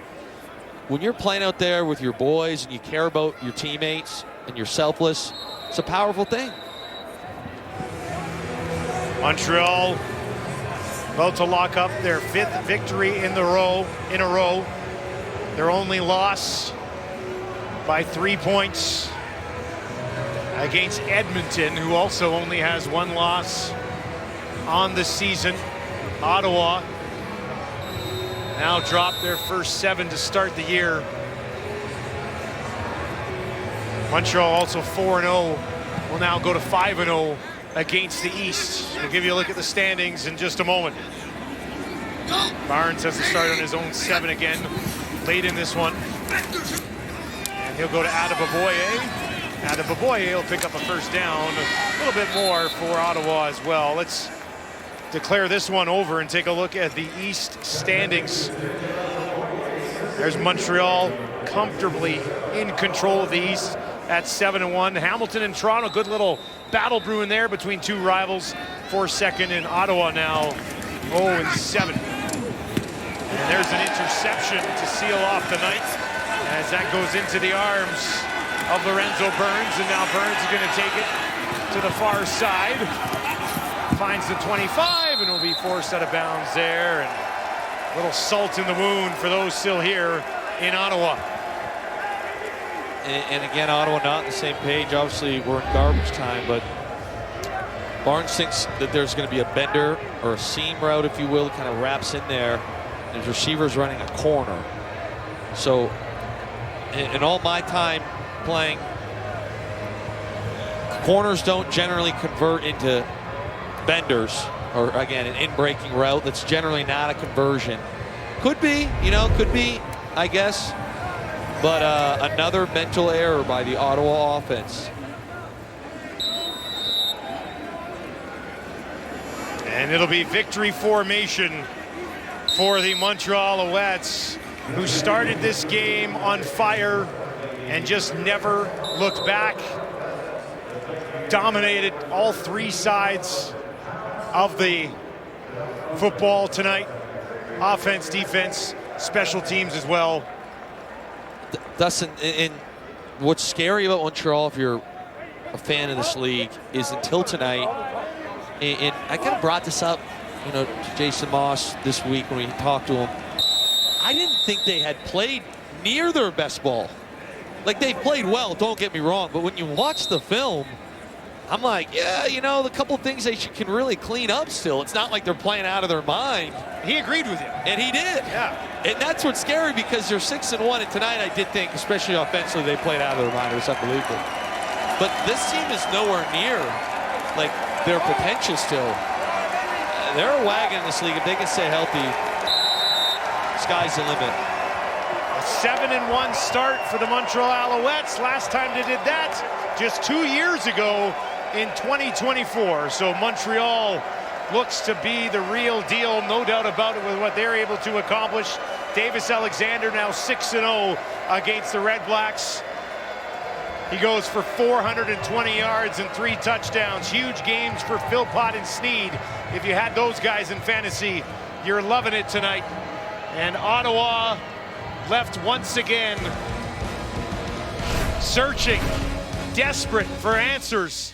Losses to Edmonton, Toronto, Montreal, Saskatchewan, Edmonton again, Winnipeg, and now Montreal again here at home. 34-13, the final here tonight on Friday Night Football from the nation's capital. Thank you very much for joining us.